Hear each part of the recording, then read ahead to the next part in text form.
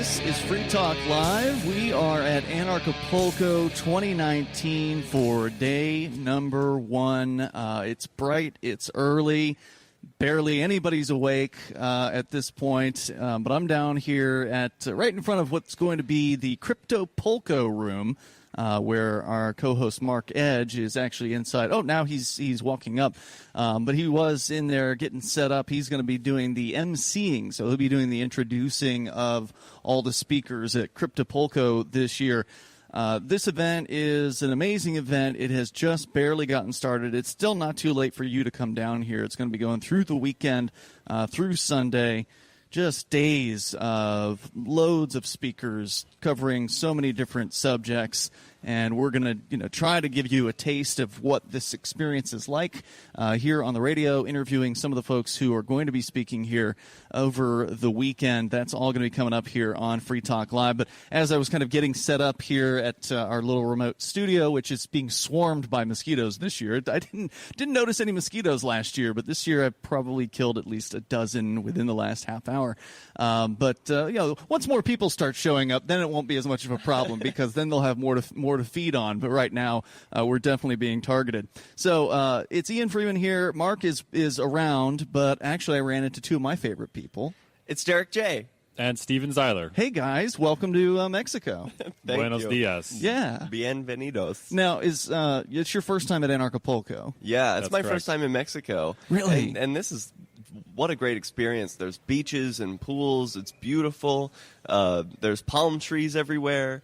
It's warm. It's very warm. I just came from New Hampshire, near where our old studio is, and it's covered in snow and ice. And there was an ice storm last pour week. down salt, so it's a welcome treat. It's a big change. There's no doubt. I've actually spent the last week here at Mark's house. His family is renting a 6-bedroom, 5-bathroom condo, basically, or whatever it is. Wow. It's like 3 stories up near the coast, so you can see, the view is very, very nice. You can see the water out there and see the sunsets and things like that. So That must be like a dream. it's only $1,100 for a month plus the power bill for Wow. 6-bed, 5-bath.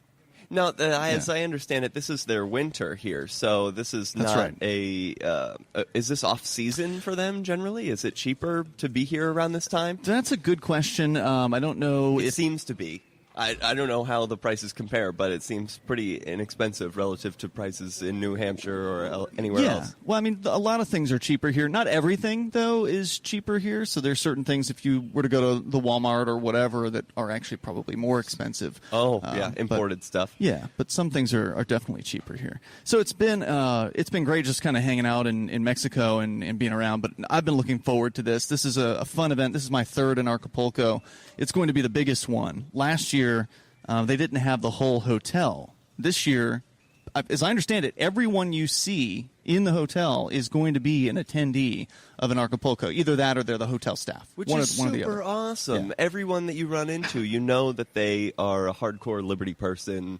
They've got anarchy symbols everywhere. We just came from Liberty Forum, which is like more Republican-y, and it's so like government-y and statist-y. Not that like they hide the anarchy symbols away. They're pushing that out, and then Secret the anarchy anarchists. symbols, they're coming here. So that's great. It's good to see hardcore, principled, philosophical people here. You mentioned Liberty Forum. That was the Libertarian, or not that's the Free State Project's wintertime convention that they do in Manchester every year.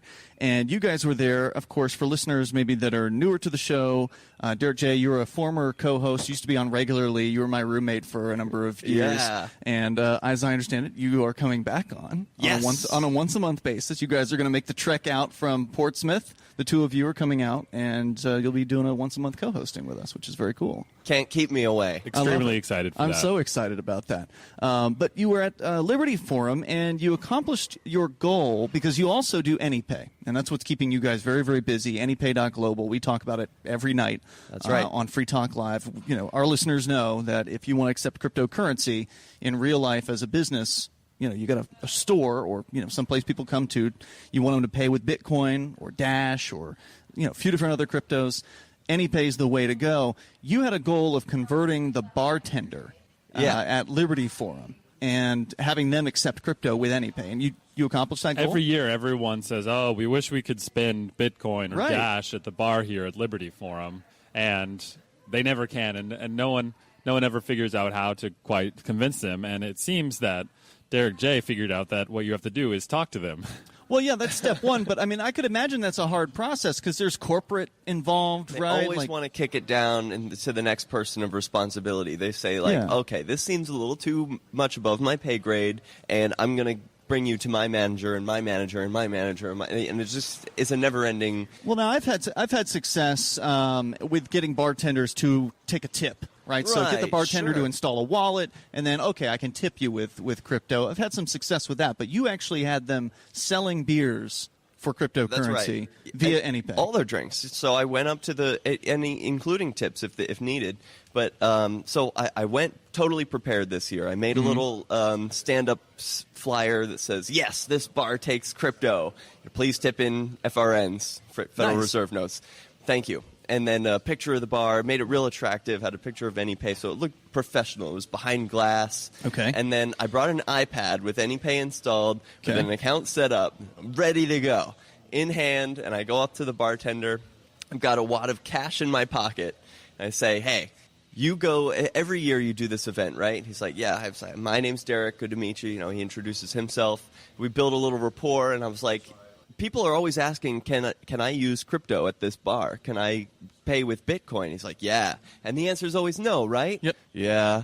Well, wouldn't it be great if you could say yes and make these people happy and sell more drinks and get customers bigger tips? Tip bigger, yeah. He was like, yeah, that would be kind of nice. All right, great. So I was like, well, here's what we're going to do.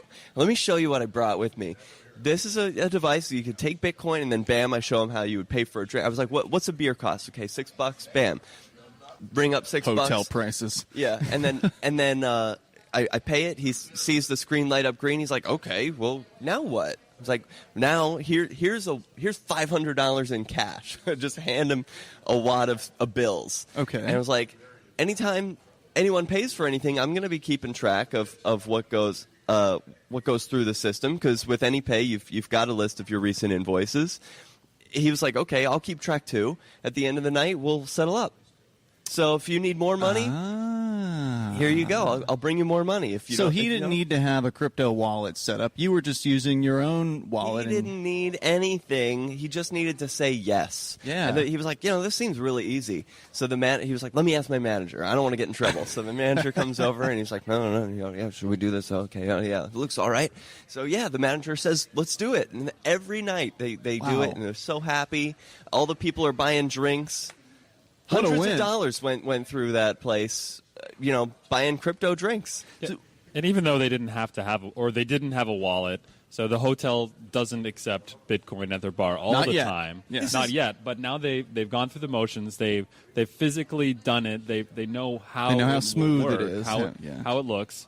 And then lots of people got to spend. So we're halfway there where people can spend, and we'll move forward. Next year we'll have it, and then eventually we'll be embedded in their system. Well, next year, what an easier sell it's going to be when it's like, well, you did it last year, and do it again. You took it. Yeah, let's just do it again. Well, and the fact that you handed the cash was a key component, right? Like no one can say no to that. Right, you essentially prepaid. There's no worries here that you're going to disappear, right? Like you gave them an iPad and you're never going to come back, and then they don't have any money for all they got is a stinking iPad, and they sold all these drinks.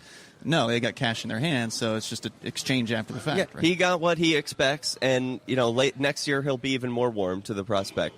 So the same thing happened here at this bar.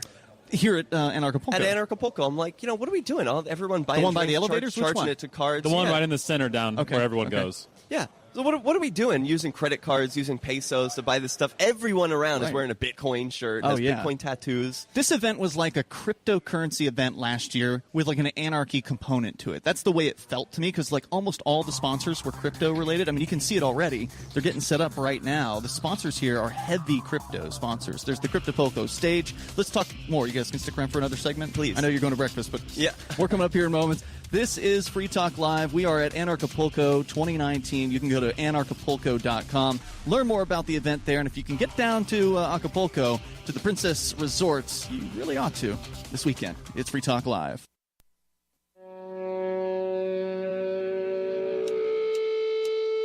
Yeah!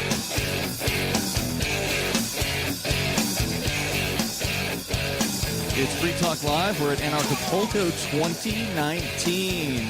Ian, Derrick, and Steven in our beautiful remote studio here. You know, they tried to put us inside this year, and I'm like, nah, I want to be outside. I want to be in a place where it's warm, first of all, because it's cold in there. But secondly, this is where all the people are going to be. Yeah, I like the background noise, too. Yeah, it's very. You hear all the ambiance of right. the chitter chatter of people going by, and it gets crazy too because it's the morning right now here on day number 1 of Anarchapulco. I don't know, what percentage of the hotel has been filled up, but they rented the entire hotel this year. Unbelievable. Last year. It was all in this room behind us. This is like a lot of hotel rooms, it can be subdivided, but they had the whole room open. This is where Ron Paul spoke. It holds 1,700 people, and they sold out last year. Amazing. That room over there in that big building that's sort of L-shaped over that direction, that's the main stage. That's the one that can hold way more people. It's got like the mass. I haven't even been there this year, but last year there was like one of these football. They had some sort of football sporting things that was going on there. You say it like that when you're here. Yeah. Well, they're expecting 2,500 people. Yeah, at least I would say, because I know they'd sold that many tickets as of December. That's amazing growth. It is, and so that's why they rented the entire hotel this year. So very, very cool. So like I said, right now it's quiet. Almost none of the sponsors are even here. We're here bright and early. The thing hasn't even started yet. It's probably not going to start for another hour. So once it starts to get busy, then you want to talk about noise in the background. Then there's constantly people here chattering away on various. It's really it's going to be big. I'm looking forward to it, and it's so great to have you guys here as well for your first time. Yeah, and we noticed while we were walking around, there's another bar, so it seems like there's another opportunity to spend crypto over here. Yeah, I imagine there's going to be more than. Now, you just touched on that in the last segment. You had gotten the bartender at the Liberty Forum, which is the Free State Project convention that just happened a weekend ago, to accept crypto, and you hit him up here at the hotel, last night? When did you get him set up? We started talking to them a few days ago, meeting with the managers and figuring out who we needed to speak with, what levels of seniority. Now, was there a communications barrier at all with the language? A little bit, sure. We had a friend help us first who was fluent in Spanish. Okay, that's handy. And but not too much. But really, it's a universal language, and it's nothing special about Money? Stephen or us. No, it's smiles and knowing that we're trying to do something fun here, and we're customers, and we're all in this together to do something kind of fun and different, and we just acknowledge that the universal language is the smile. That's sure that we're all on this earth playing a game together. And I want your listeners to know that this is it's not something just for businesses. Like Anypay, it's really for the users, the people who want to use crypto. It's a tool for them to empower the businesses where they already spend money to accept their crypto. Yeah, absolutely. To bring their smile to the business with this app, this tool, and bring their crypto and make everyone money. That's the ideal. And then, as you pointed out, if you can make your customers happy, then they're more likely to come back more often. I mean, it happens in Keene all the time where I'm like, I'm kind of hungry. I could go to this place that doesn't take crypto, or I could go to the place that does. I'm going to the place that does. And new Every people time. will appear. Yeah. New customers are going to appear, and you're going to make a serious impression on them when it's their first place ever they've been able to spend crypto. No doubt. We actually just had a couple folks move to Keene 2 weeks ago.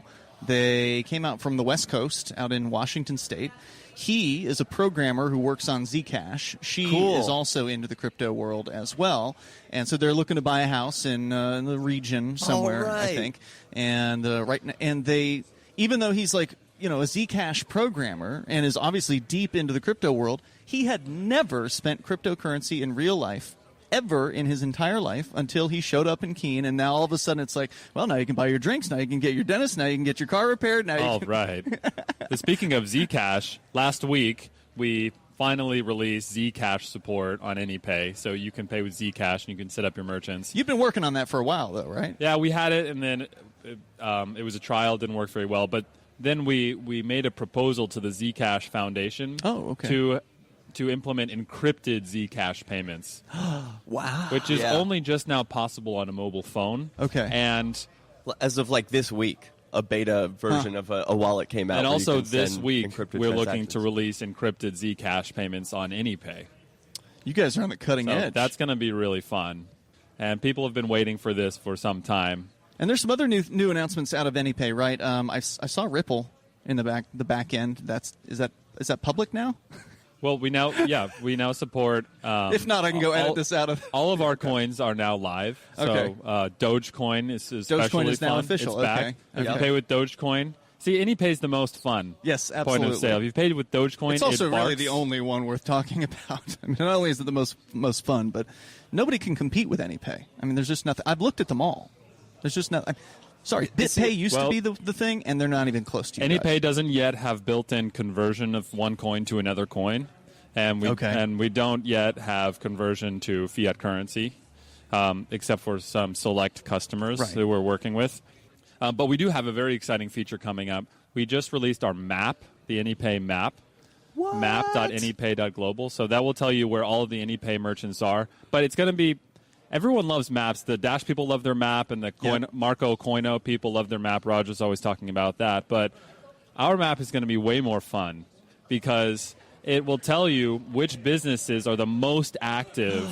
Really? In real time. This business had payments this week. This one didn't have any except for this last month. Amazing. So it's going to be red, green, and yellow, and gray, showing the different businesses. And so, because you look at maps normally, you see, you look in Boston, say there's 20 places on the map, but how many of them take it? You literally have to call them up, and then they say no. But with our map, you will be able to look, these ones are gray, which means they haven't had any payments in the last 90 days. The nice thing is you can go there and activate them by paying, and it will turn green. That's so cool. Oh, my God. And this is happening now? It's on. I can go to the map doesn't have that fun component yet, but it does have all of the verified merchants that we have. So cool. I'm excited about it. It's going to be fun. Okay. And now you guys are handling the additions and subtractions from the map, or is it like user sourced, or are you guys handling that at Anypay? How does that work? People who want to verify a merchant, email support at anypay.global with a couple of details. And there's easy instructions on how to verify any merchant on our FAQ on our website. I love it. That's so exciting. And because you're right, when you go to the Coin Map, which is a great site, I've used it for many years, if you audit those businesses... It's sad. I've been doing it for a long time. More than half of them, probably more than 75% of them aren't there anymore, or don't take crypto, or don't know what you're talking about, or, I mean, it's crazy. I can't tell you how many times I've gone in Boston or New York and to a business where I found on CoinMap, and they don't know anything about what I'm talking. They've never heard of Bitcoin. Oh, yeah, it was that one manager back in 2014. He's gone now. Well, you don't have to take that risk now with the new map update coming. If you see that it's green or yellow, you're good to go. They've taken crypto recently. This week. Right. That's so awesome. It's also going to tell you which coins they accept, so you'll know in advance. That's amazing. Yeah, so instead of looking at a Dash map and then looking at a Bitcoin Cash map, and you have to go to all these different maps to figure out where I can spend the crypto, you can see it all. Beautiful. Around the world. I love it. You guys always have something cool cooking over at anypay.global. And, of course, that's where you can go if you want to get started, and it's so easy to do. Username, password, you are in. Then you just put your cryptocurrency wallet addresses in the back end, load the app on your tablet or whatever device you've got at your register, and you're good to go. And iOS is coming soon, very soon. Very soon. Very soon. We're going to make the announcement on Free Talk Live once you guys let us know. So, more coming up. Bitcoin.com wants you to know about SaveItPurse.com. Since launching in 2014, over 200,000 users have saved an average of 15% for a combined $4 million using Bitcoin, or BTC. And now you can use Bitcoin Cash, BCH, to fund your account. You can save between 5 to 33% on things you're going to buy anyway when you shop using SaveItPurse.com. Add items to your cart, fund your account, select your discount, and save. SaveItPurse.com. Save ATPurse.com.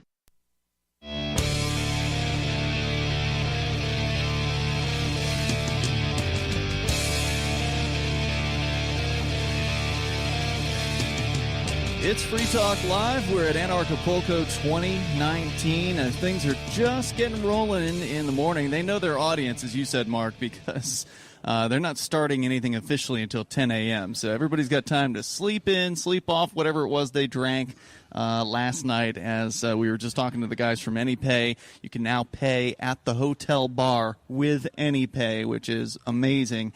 Anypay.global. So, Mark, you're joining us. You've got a break from the Cryptopulco room, which you're going to be emceeing today. Yeah, it hasn't yet started. It's still pre-10A.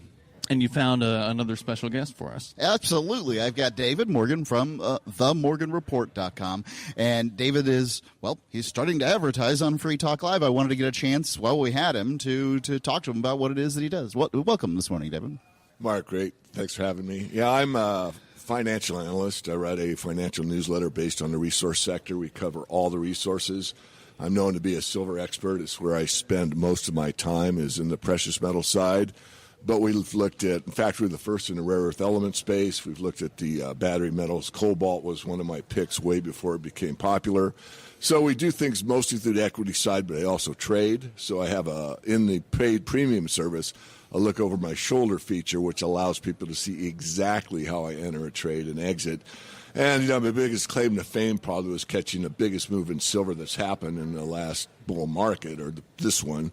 Meaning I got in at $19 silver, and at 26, I actually had exited my position, and then QE2 was announced, so I got back on it right at 26, so I was in and out within like a day, and then rode that all the way up to 48, and I call the top in the silver market. Oh, so wow. Anyone that follows me in silver can't really complain too much if they paid me. Now, if they don't and they hear it, 2 or 3 weeks or 10 months later, that's really not my problem. Right. It's all about timing when it comes to investment, because you can get the information, but get it 2 weeks late. What good is it? Then you have to travel back in time, and that's so difficult. Yeah, I got a lot of accolades. I mean, I got, boxes of chocolate and all kinds of things mailed to me. And there were some very happy people. The guy with the chocolate's a long story, but basically he said he was way over leveraged. He was a subscriber. He met me face-to-face at one of the conferences, and he exited right when I told him to. And he said, man, had he not done that, he probably would have buried himself. He was really jacked up on his position, which I don't recommend, by the way, but, I don't control people either. Yeah, I don't recommend that people get into to debt on these things. However, sometimes people make those choices, and it's sure nice to have sort of an inside track. What's going on as far as technology in silver mining, these sorts of things? What's happening right now? Actually, there's quite a bit happening on the technology side, and I want to do an interview with one of the majors about it. There is one on the NYSE, the New York Stock Exchange, that's really kind of leading the fore.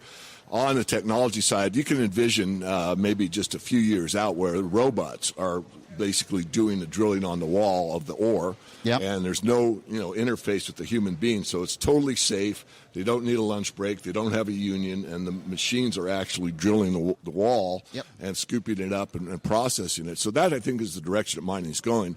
Above and beyond that, there's a small startup that we've written about in the Morgan Report that actually uses a laser technology to bore through into the earth and not to do both discovery and processing both.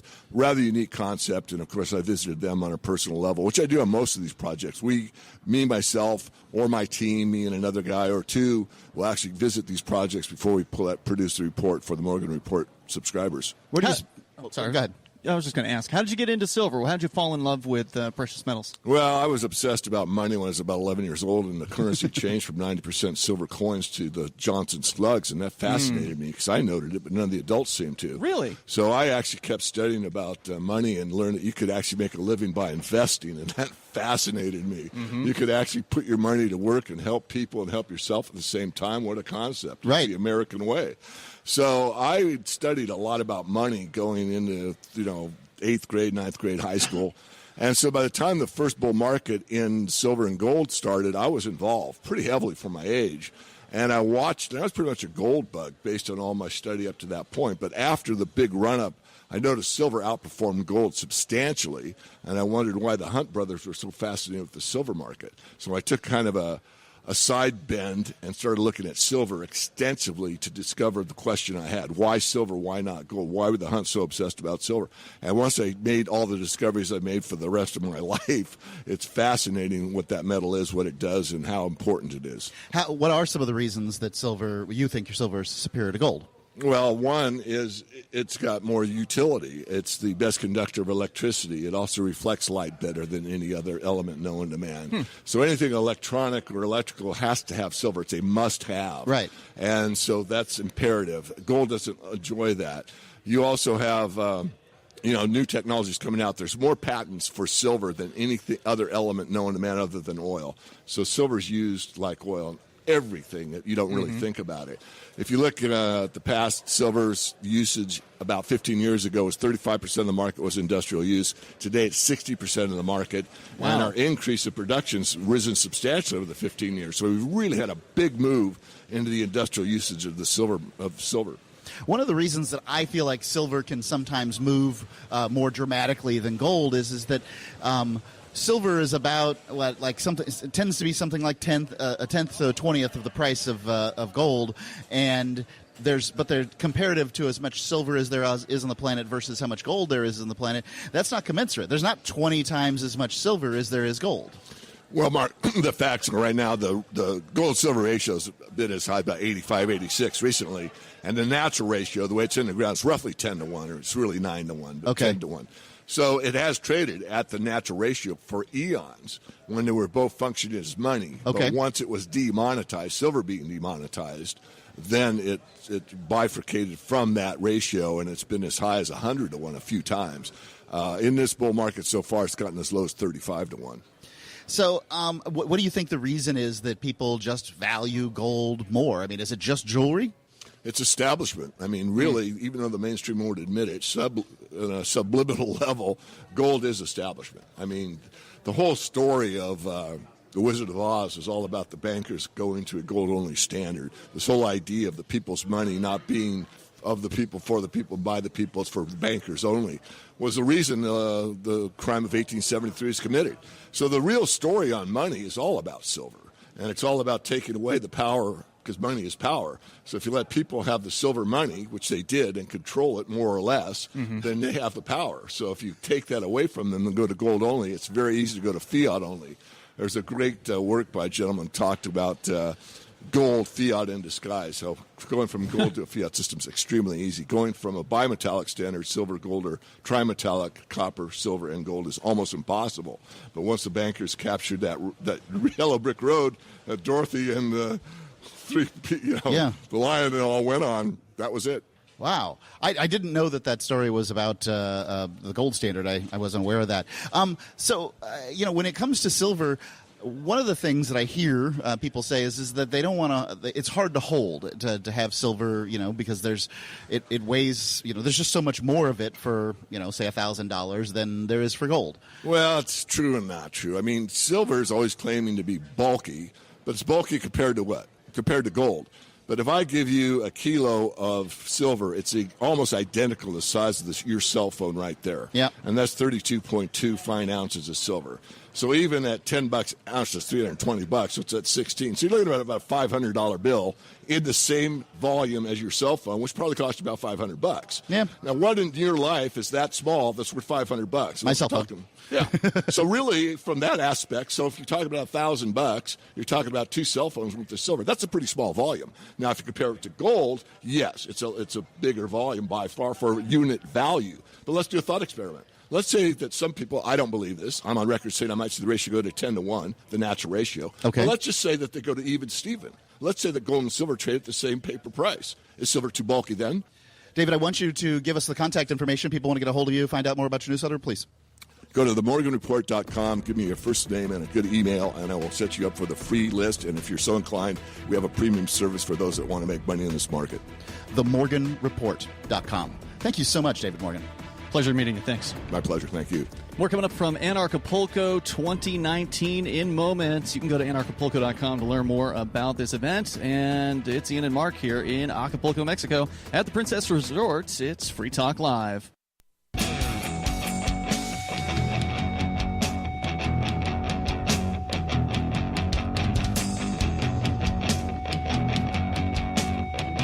It is Free Talk Live. We are here in Anarchapulco, the beautiful Princess Resort right on the beach in Acapulco, Mexico, for 2019's Anarchapulco. I've had the pleasure of coming to the last 2 and watching this event grow over the years into what is clearly, and I said this last year about it, this is the event. If you are a libertarian, if you are a voluntarist, if you're an anarchist who loves freedom, there's no better event to come to than Anarchapulco.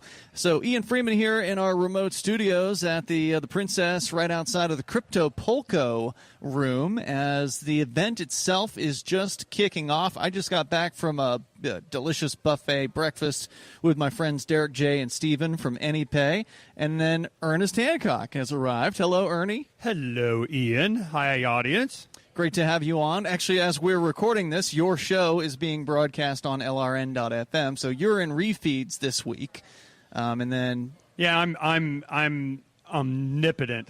I can be everywhere. So you're here, and of course, there's a lot to talk about. There's a lot going on. The event actually just kicking off as we're speaking. I think Jeff Berwick has taken the stage in the main hall, which I haven't been in. Have you been in there yet? Yeah, it's gigantic, right? It's as big as this was, because what they've done this year, it looks like they've had different tracks that they're doing. Right. And this one is 3 sections that they've broken up into 3, and they had another wing over there that they didn't use last year. So they've taken over. So now it's twice as big. Right. You know? They took over the whole hotel. So this is over there is as much seating as here, which is like 1,600 or something over there. And then at the same time, at the opening, they got other tracks going, so it's definitely expanded. Yeah, they've got a few different tracks actually. So last year, I think they kept it simple. It was just one stage. Cryptopulco was one of the days last year. This year, they've taken Cryptopulco, given it its own stage. It's going to be all weekend. So every single day, there's going to be cryptocurrency-related speakers, and also they've got workshops in the afternoon. So basically, they're divvying it up. In the mornings, it's speakers. The afternoon, it is workshops. Our very own Mark Edge is going to be doing all the intros. He's the MC over there at Cryptopulco. Oh, yeah, wait. You got to describe to people his outfit. He's King Imperial Armored Crypto Knight of something. What is that? He calls with himself green hair. Yeah, he calls himself the king of everything or something like that. Now, Mark's always been the king at Porkfest and King Mark or whatever, but now he's gone Imperial something. He's literally got the outfit though, and looks ridiculous, but he likes it. I think it looks awesome. It's he funny. Looks cool. It's funny. He's all right with it. He says the green hair thing has grown on him too. So it doesn't look bad. No. But I saw him last night, and I asked. He said it was some bet or some raising fund something. What was it? We did a fundraiser for a Ugandan orphanage that our listeners funded. So we've done a couple of fundraisers for this orphanage. The first one was over a year ago, was to build the orphanage. So to give these kids in Uganda a nicer place to be. Uganda, that's Africa. It is. Yeah. Oh, because of the satellite. I don't know if that's because of the satellite, but we definitely are, we've got an African satellite. That's what you're referring to. Yeah, no, I mean, you got, hey, we listened to you come build us an orphanage? I mean, how the hell did that happen? I don't know, honestly. That would be a question to ask Mark, how he ended up getting the connection with these guys. But we really did, build them an orphanage. And then after that, the idea was, okay, well, now we want to give them some land. So purchase some land for these kids to kind of work the land and grow things. That way they're not out begging for money. Yeah. They can actually create something. And so our listeners came together and pulled up about $36,000 and donated that. Damn, that's like some real money in Uganda. It's going to buy a lot of land. I think it's going to be like 5 or 6 acres. And it was a success. And so because we raised the money, he got his hair dyed. That's what happened there. Okay. Yeah. Well, it's died. I saw it.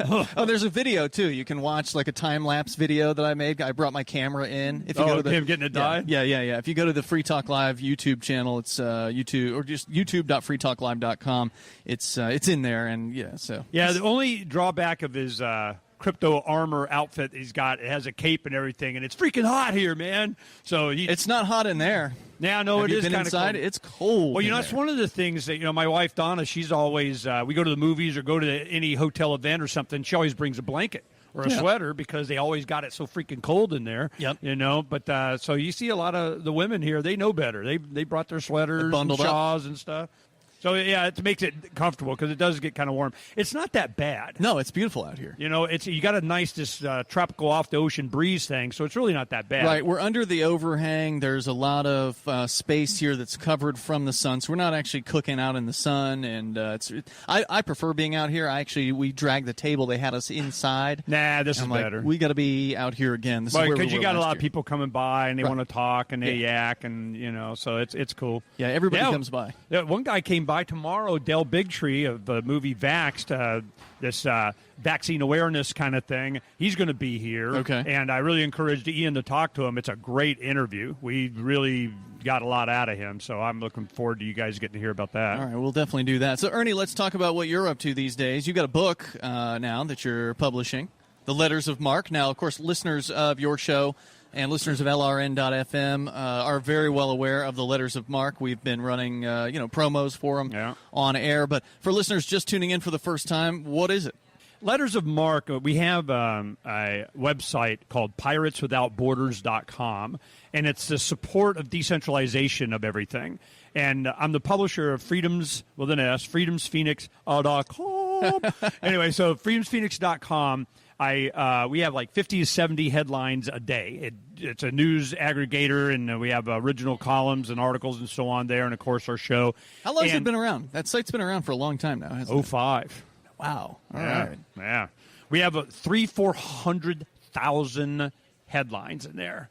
And what we did, that's another thing. We went IPFS. We just turned it on. And really? I got to tell you all about that. Anyway, So pirates, what we did, part of going pirate is if they can take your site down or even your DNS number, or, you know, you got to have a license to go on the internet for 1s and 0 transmission or something like United Kingdom has to watch TV or some crap like that.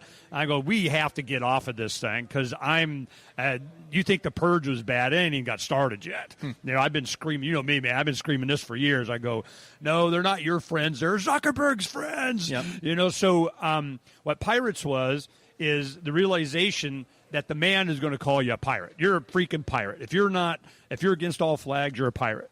You know, if you just, no, I just take care of myself, pirate. You know, I'll just share what I'm pirate. So we embraced the crap out of it.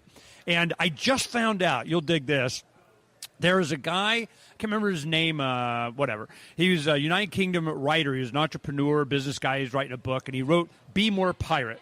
And I just got the book before I came out, and he found the same thing that Davi Barker and I, do the writing for this. Yep. And then Derrick Slopey of Agorist Hosting in Maine is the one that does all the coding and so on. Yep. Well, what happened was Davi we started doing the research on pirates. I had already decided what I wanted to do, and you found out that the pirate culture was a result of the old world imposing on the new world the same old hierarchical crap we rule you thing. Mm-hmm. You know, you get shanghaied and served. And this is a famous saying by Steve Jobs, it's better to be a pirate than join the Navy.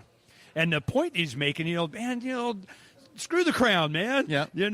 And so belay the crown, belay the state, belay that order. Don't obey, belay. So we built a whole concept around being a pirate. And what you found out is, if you're a dick on the pirate ship as a captain, your crew's a bunch of pirates with like guns and knives and stuff, You're walking the plank. Yeah. So I go, how did they do that? How did you? Because it was democratic. They voted on everything. They equally shared in the pirate never had more than 2 or 3 times whatever the booty was, a share than whatever any individual crew member got. The doctor, you had the quartermaster, which was the representative of the crew, had equal station with the captain when you weren't in battle. You had, it was amazing. A lot of the writings and the founding fathers or founding fornicators, whatever, I'm not a big fan of this Constitution thing, man. Sure. I didn't sign it. But what happened was a lot of the concepts that they were espousing, they were promising they were going to adhere to, came from the pirates. This whole concept of how equality. Women could be captains. Any religion. You had black captains. You're saying the pirates were progressive for their time. Oh, big time. Yeah. And that was the point that this guy, Be More Pirate, of this book that I just got. I hadn't read it yet. And but this is the things that he's been espousing. If you go Be More Pirate on YouTube, you'll see him giving a lot of speeches on like TEDx and stuff like that over the last year or so. Well, what happened was it was what we discovered in our research and doing watching all these old pirate movies. And we just plowed through all of them to get the lore down. And stand by. We're going to come back here. You got more time. I take it. Until like 40 after, because I want to go see the privacy thing. And we're coming up with Ernest Hancock as we're here at Anarchapulco 2019. This is Free Talk Live. Ike was such a sweet, lovable animal, and people would want to pet him, and they'd come up, and they'd get close to him, and it would be this instant, oh! My dad didn't want to touch him. It's like, ooh, get the stinky dog away from me. Even after we'd give her a bath, she would still stink. Very stinky, both bad breath and bad gas. I asked the vet, and he said some dogs are just stinky. Does your dog itch, scratch, stink, or shed like crazy? Come to Dinovite for help. DINOVITE.com. The omega-3 fatty acids. Flaxseed, zinc, alfalfa. The digestive enzymes that are cooked out of regular dog food. The ingredients convinced me that it was definitely worth trying. After about a week, he started smelling normal. My husband and I were really kind of astonished. Dinovite is nutrition. 859-428-1000. DINOVITE.com.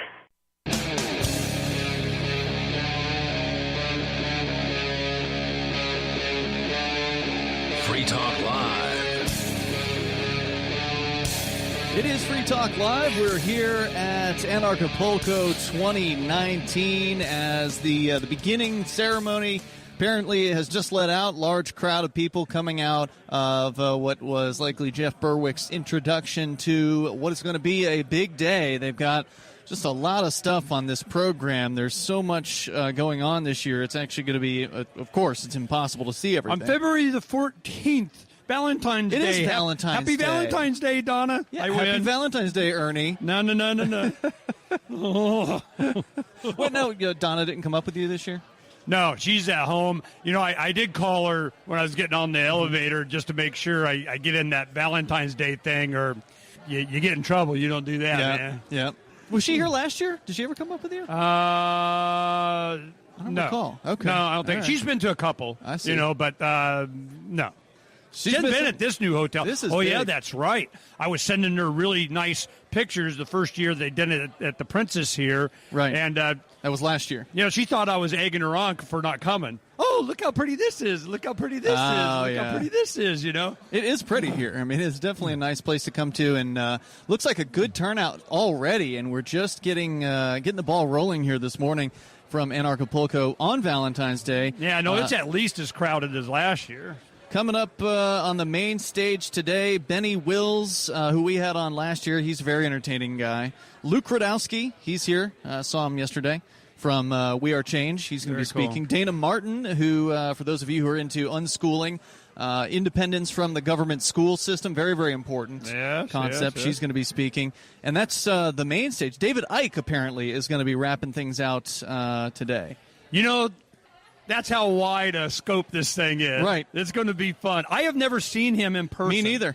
I hear a lot of fans of it and everything. We're going to get all reptiled up, man. Oh, I want to talk to him. I want to get him on the show. I want to ask him about this reptile thing. Nothing surprises me anymore. I'm just like, whatever. I don't have any proof not, so, they do act weird, so whatever.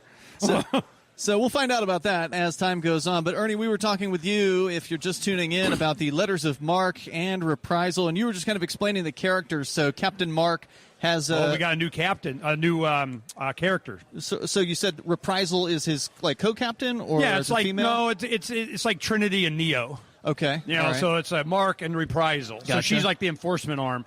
The thing is, you need to have a when you do these letters, they can't all be from the male perspective. Okay. And you have the letters of Mark, and he talks. We have like a dozen letters, and they're short. They're from 500 to 900 words. And first letter, Captain Mark, is I raise my black banner. This is why, and the crown sucks, and here's why. Then the second letter is on cryptocurrency, pirate money, privacy and, a lot of the traits that they promise us with crypto. And then the third letter is on pirate communication, hailing frequencies invisible to the crown, privacy, which I want to go to the encryption a little bit. And then you have what happens when the artificial intelligence of our pirate ship, the Precariat, gets self-aware. The first contact, with artificial intelligence. So that's an interesting article.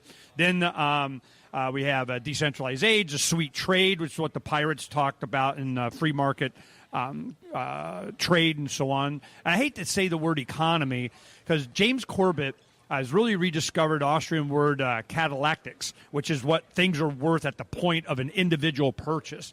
An economy is like, it translates into home budget or something. Mm-hmm. And I go, I ain't in your home, man. It's my freaking, it's what it's worth. It's worth what I'll pay for it. That's what it's worth. That kind of thing. So the catalactics is, I think it's going to be popularized a lot more.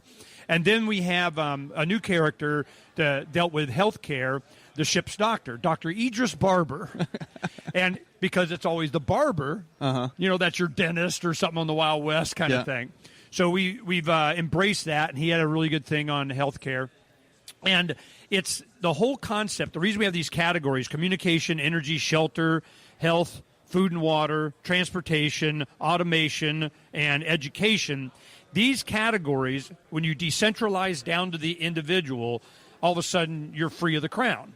Because they're always regulating everything. Sure. So if anything they can get their hands on. And a lot of the art, Davi Barker and I work on this. He'll come and spend 2-3 weeks at my home, like 3-4 times a year, and we will develop at least 1 to 3 letters.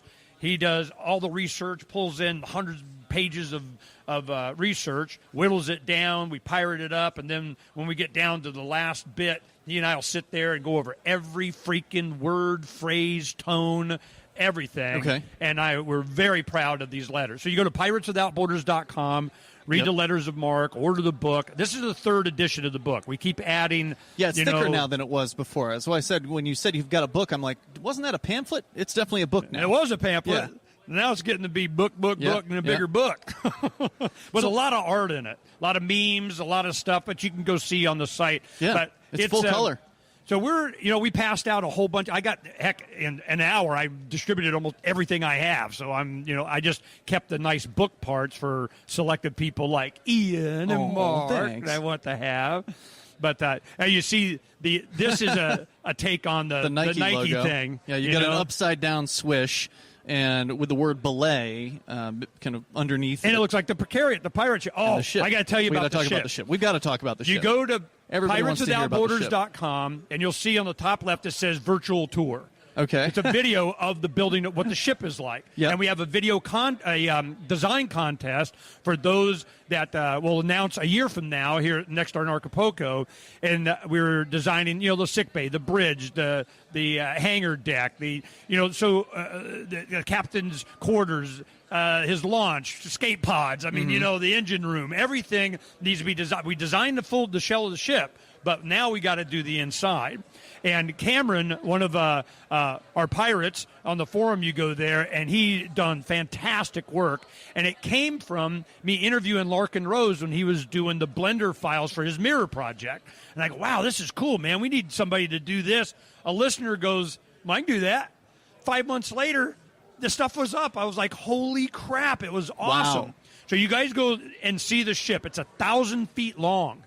This thing's 10% bigger than the Hindenburg. Now you actually want to build this thing. Like this isn't first you got to design it. Right. This isn't just some, internet fantasy. You really want to make this ship. It's going to happen. Let me tell you this. A year ago, April, when I gave the presentation, when I first came up with the concept and the design, everybody's going, yeah, whatever. Here's, we support you, Ernie. Peace. Let's go golfing. Okay. Just to be clear, this isn't a ship for the ocean. This is a flying ship. It's a spaceship. Yeah. Okay. All right. It's an airship and spaceship. Okay. What happened was 3 days after I gave that presentation, it was now Sergey Brin from Google is building his own airship. Really? Right now, and you don't hear anything about it. You do a search on it, Sergey Brin airship, and you'll see like 2, 3, 4-year-old articles or 2-year-old articles when we first started this. And I'm going, What the hell? Well, he has the hangar that for the Navy ship, the Macron, which was a big airship that they kind of abandoned the project, and it's a hangar in Northern California, Southern Oregon, around there somewhere, to build it. Now, his co-founder of Google, what's his name? Peter? No, I don't know. Yeah, that guy. He is doing flying cars. Okay. So I'm going, wow. You're onto something. Because that's been my thing, man. I'm all about, decentralization and transportation and stuff. Because when we were doing this, I found the problem with pirates or going up against the crown is they always got GPS to your front door. And I go, yeah, well, what if it doesn't stay in one place? Then what? And Seasteady needs somebody to bring in their shipping. Try serving papers 1,000 feet in the air, right? Well, that's why it says on here, we're going to space and government's not invited. But you have in a lot of the flyers that we have that we passed out, it says anarchy is only 62 miles away. You go 100 kilometers straight up, and you're in sovereign space. There's no government. Sweet. By treaty of the only people that don't recognize that is North Korea. Really? Yeah. They just said, no, we own the heavens. All the way up. All the way to the sun. It's turtles all the way up. So anyway, so this whole thing has been an exercise in what needs to be done, and it became clear that, like Captain Jack Sparrow, you need a ship. That's what freedom is a ship. So we started designing it, and it's really taking off because it's already being done. We just want what's the government or non-government on a ship. Letters of marque. Check them out over at pirateswithoutborders.com. That's where you can learn more about that ongoing project. Of course, you can tune into them every weekday in the mornings, 9 a.m. to noon Eastern Time on LRN.FM. That's Ernest Hancock from Declare Your Independence. Free Talk Live.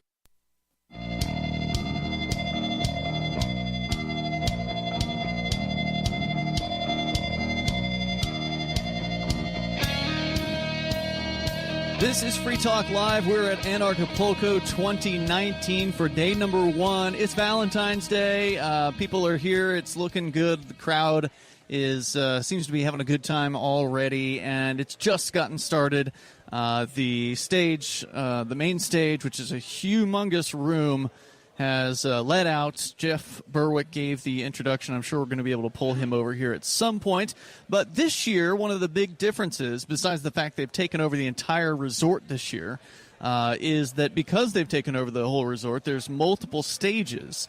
And so in addition to the main stage, there's also the Cryptogasmic stage, and that's where Mark is. That's why we're not hearing much from Mark this morning, because he's actually being the MC. He's doing the introductions for all the speakers over at Cryptogasmic. So last year, Cryptogasmic was just one day on the main stage last year. This year, it's all 4 days. So there's a way more Cryptogasmic that's happening this year, which is very cool. And Mark just sent me over my next guest, Dominic Frisby, and you were the opening speaker today at Cryptogasmic. I was, yes. Welcome, Dominic, to Free Talk Live. You are a comedian and an economist?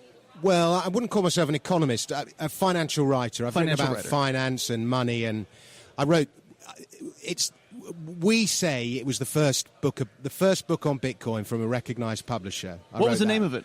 Bitcoin: The Future of Money? ? All right. I wrote that in 2013. Is it still a question? Yeah, it is. Okay. It is still a question. That is a good question, actually. One of my big arguments is that money is tech. It's always been tech. And so the very first forms of money were in ancient Mesopotamia when hunter-gatherer societies settled for the first time. And the reason they settled was this mud in between the Tigris and the Euphrates rivers. And they found all sorts of amazing uses for this mud. The crop yields from this mud were the like of which no one had ever known. They used the mud to make tools, sickles, axes, hammers, and things like that. And they found if they baked the mud with straw, it made bricks, and the bricks built the first homes, which built the first cities. And then for the first time in history, man produced more than he actually needed, and so we began to trade, and so we got the first forms of money, which were little bits of mud moulded into shapes. So, a cone would be a measure of barley, and a disc would be a measure of a sheep. and then they baked these tokens inside little clay balls, and when the debt was settled, you smashed open the clay ball. So these tokens were like little security tokens, and it was like a mini blockchain, was the very first system of money. And then, of course, we started using metal, and when people found ways to cast coins where you could certify the weight of a certain coin, the amount of metal content, and you could guarantee it with the issuer of the king or whoever it is who had issued that money. So we started using coins. Then when the printing press was invented, we started using paper money because it's more convenient than coins. Sure. And then when digital technology emerged, we started using in the 80s and 90s digital money instead of paper. And now I think only 3% of money actually exists as paper. 97% of money exists digitally, and now we have the latest evolution, which is cryptography, cryptographic money. And so the adoption of cryptocurrencies in one form or another is inevitable, in the same way that technology is destiny. But whether these will be national cryptocurrencies or Bitcoin or Monero or some coin that hasn't been invented yet, we don't know. But so maybe not Bitcoin, but cryptographic money is definitely the future. That's the future. And Bitcoin has got the most enormous first mover advantage ever. And it's just the sheer network effect exactly means that your money would have to be on Bitcoin at the moment. At the moment. But yes, anything can happen, and there's constantly developments in the cryptocurrency world. It's just impossible to even follow all that's going on with it. And what excites me about Bitcoin is the scalability of borderless money, because national currencies are limited by borders. Sure. And what we found recently is that governments have really struggled to tax the intangible economy. They've struggled to tax Google, Facebook, all these international companies, and the internet is a sort of almost a borderless technology in a way. And we're seeing the workforce, more and more people go freelance, and then once they go freelance, they start traveling around, and we have the rise of the digital nomads. And it's estimated that half the world's workforce will be freelance by 2030. And of that, 1/3 will be mobile. They won't be resident in one country for more than 183 days a year. And that's, these borderless people are going to demand borderless money. Yep. They're not going to be one of it. I love the idea of borders coming down and people being able to travel without these ridiculous restrictions. And, as a libertarian, I am completely in favor of open borders. There was an interesting crypto, kind of a small crypto conference I went to in Austin last year, where they were talking with one of the founders of the X Prize, who he was explaining that the robotic technology is going to get to the point where we'll be able to have exoskeleton kind of robots that will be completely controllable by another human being in another location. So you could have a construction crew of a bunch of guys in Africa working on your tower in New York City, and you'd be able to pay them slightly above whatever you'd pay a good construction crew in Africa, and you wouldn't have to actually immigrate any of them into New York City. So the borders are coming down because of technology. And think of something like 3D printing. Yeah, for sure. If you download some guy designs some kind of template for something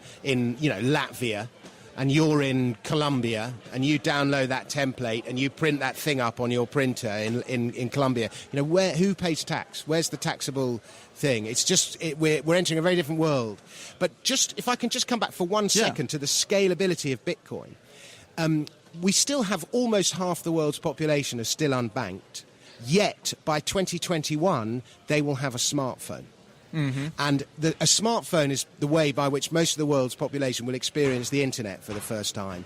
And even if they can't get a regular bank account, they can download a wallet and be accepting cryptocurrency as payment. Within seconds. Yeah. And so it just makes cryptocurrency for that simple reason of internet, the internet and connectivity has spread at a far wider rate than the slow-moving financial inclusion and banks and regulatory things, which just slows it down. And so it's the financial inclusion factor that makes the scalability of crypto so amazing. I can invent a fantastic car. I'm talking on a microphone. I can invent the world's best microphone. But if I want, everyone in the world to be using that microphone, I've still got to build factories and ship it out, and it's a nightmare. Yeah, but if I want, the whole world to be using my app, I only need to upload the app once. That's it. To the to the internet or to the App Store or whatever it is, and it can be downloaded 1 billion or 7 billion times. Right. So the scalability of digital tech, instantaneous, and that the scalability of crypto, that same dynamic applies to crypto as against national currencies. Yeah, I think you're right. I think we, even though it's a decade now, Bitcoin, since Bitcoin came out, it was a decade in January. It's still the beginning. We're still just barely scratching the surface on the potential of where this can take us. Absolutely. Now, absolutely. You are doing something called Cypherpunk Holdings. What is that? Well, we have just set up a new company. I'm convinced that gold was the bull market of the noughties, Bitcoin was the bull market of this decade. I think the next great bull market in tech, the narrative that drives it, is going to be privacy. I want you to hold that thought. Can you stick with me for another segment here? More with Dominic Frisby from cypherpunkholdings.com. We're going to continue, and we're here at Anarchapulco 2019. All of this brought to you by Bitcoin.com. Does your dog itch, scratch, stink, or shed like crazy? Come to Dynavite for help. Order a 90-day supply of Dynavite. Dynavite is nutrition. Pick up 2 bottles of Lico Chops. Get the 3rd bottle free. New improved Lico Chops with omega-3, omega-6, vitamin E. And now, 6 extra direct-fed microbials. Even better for the digestive tract and immune system. Try Lico Chops. Buy 2, get 1 free. At Dynavite.com. DINOVITE.com.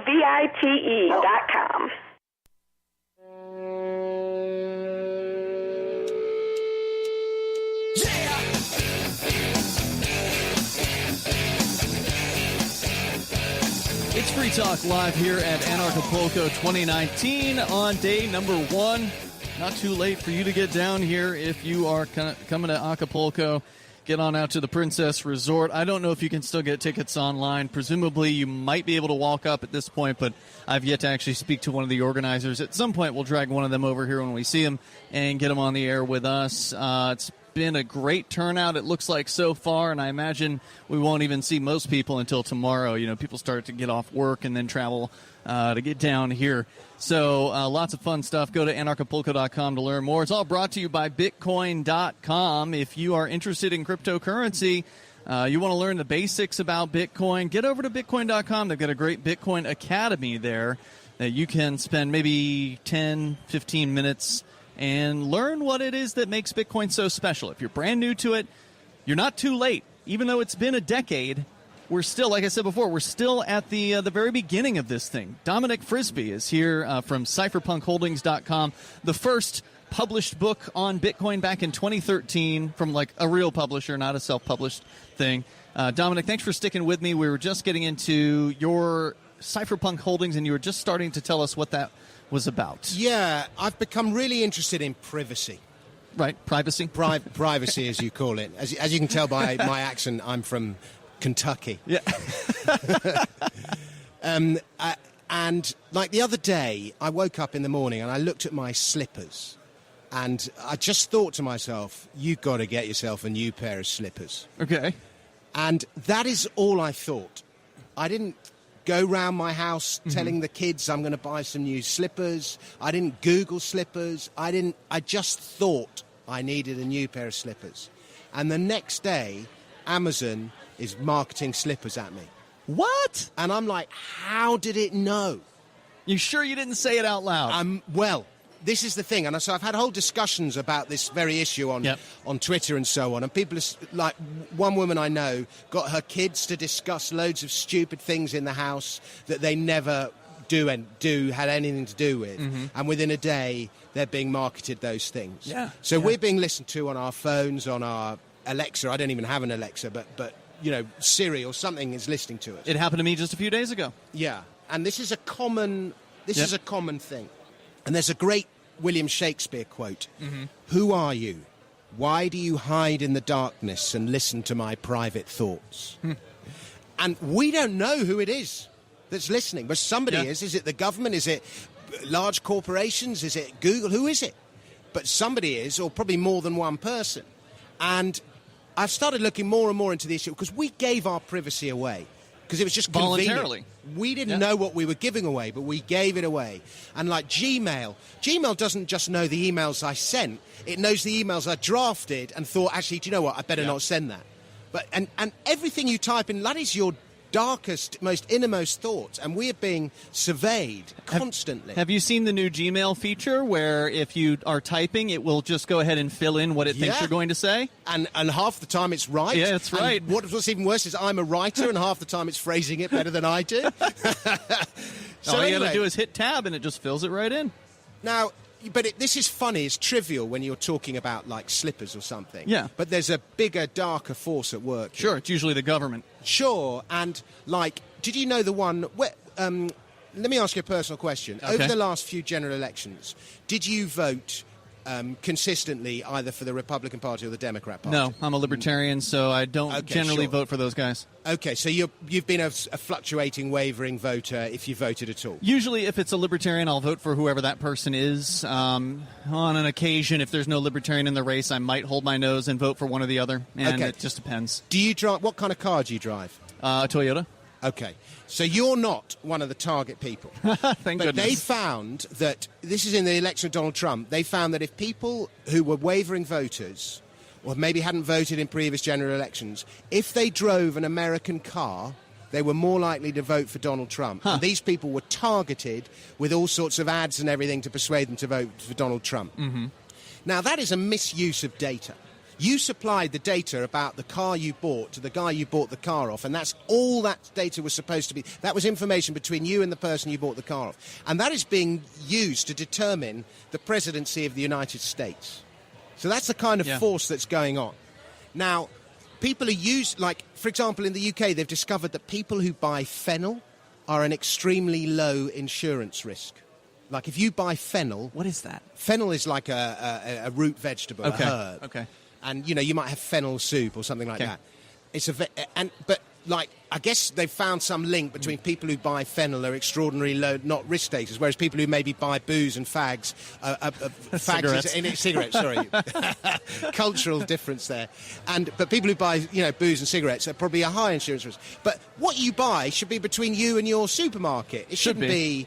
And anyway, so this is going on. What you say to your lawyer, you might not want your wife to know about. What you say to your wife, you might not want your accountant to know about. What you say to your doctor, you might not want your kids to know about. We supply different information to different people for different purposes. But that data is being used for purposes beyond which it was supplied. Yep. And that can be used against you. It can be used to control your behavior. It can be used to nudge you. It can be used to sell you stuff. It can be used to determine the information you receive. And in the wrong hands, it can be used malevolently. And so the solution to all of this is protecting privacy. And we're coming off, privacy has been undervalued. And if you look at, assets, Warren Buffett made his money buying assets that were cheap and then selling them where it's expensive. Mm-hmm. Privacy is cheap. It has been undervalued. And I was looking, we've got to find a way to invest in privacy. And so, privacy technologies is a solution, privacy coins, new protocols, there are companies, wallets, all sorts of things. Well, now, when you say it's cheap, it's always been my observation that if you want to be private, you actually have to spend time and effort and money in order to do it. So it's a palaver. Most people have sacrificed their privacy because it's just convenient. It's convenient, yeah. And it's just tech companies that offer you something for nothing, and it's just privacy. It doesn't matter. I'm not doing anything I shouldn't be. Mm-hmm. But that's no argument, because if you know you're being watched, you behave differently. And if you want to explore ideas that are outside of the mainstream, you can't if you're being watched. Right. Surveillance is used to repress you, to control you. Well, so I would say that the opposite is true, that it's not cheap. Privacy isn't cheap, that it's actually somewhat expensive because it takes your time and it takes effort and it takes money. It's cheap to give up your privacy because then you get all these freebies and you get all these benefits. Absolutely. We're on the same page. Okay. But so I was looking around, I was going, but how do I invest? And all I could find were cybersecurity companies. And I'm like, I don't really want to invest in cybersecurity. Mm-hmm. So it ended with me setting up this company, Cypherpunk Holdings, named after the cypherpunks, who, by the way, saw all this coming. Yeah. That's why we called the company. Decades ago. And we're a tiny market. We only began trading on the CSE on the Canadian Securities Exchange last week under the ticker symbol HODL. I'm quite pleased with that. And but literally, this is a privacy investment vehicle. We've set up this vehicle whereby we're going to invest in privacy technology, and people can if somebody wants to invest in the theme of privacy, they would just buy our shares. And maybe this is something that we're going to see, the pendulum is going to swing back on at some point, right? Because that pendulum has swung all the way. It seems almost as far as it possibly exactly. could go. I mean, how much more privacy can you give away? Right. The internet was supposed to be a liberating force. It's become the greatest tool of mass surveillance ever known. Yeah. And that's just not what it was supposed to be. That was not in its libertarian, foundation.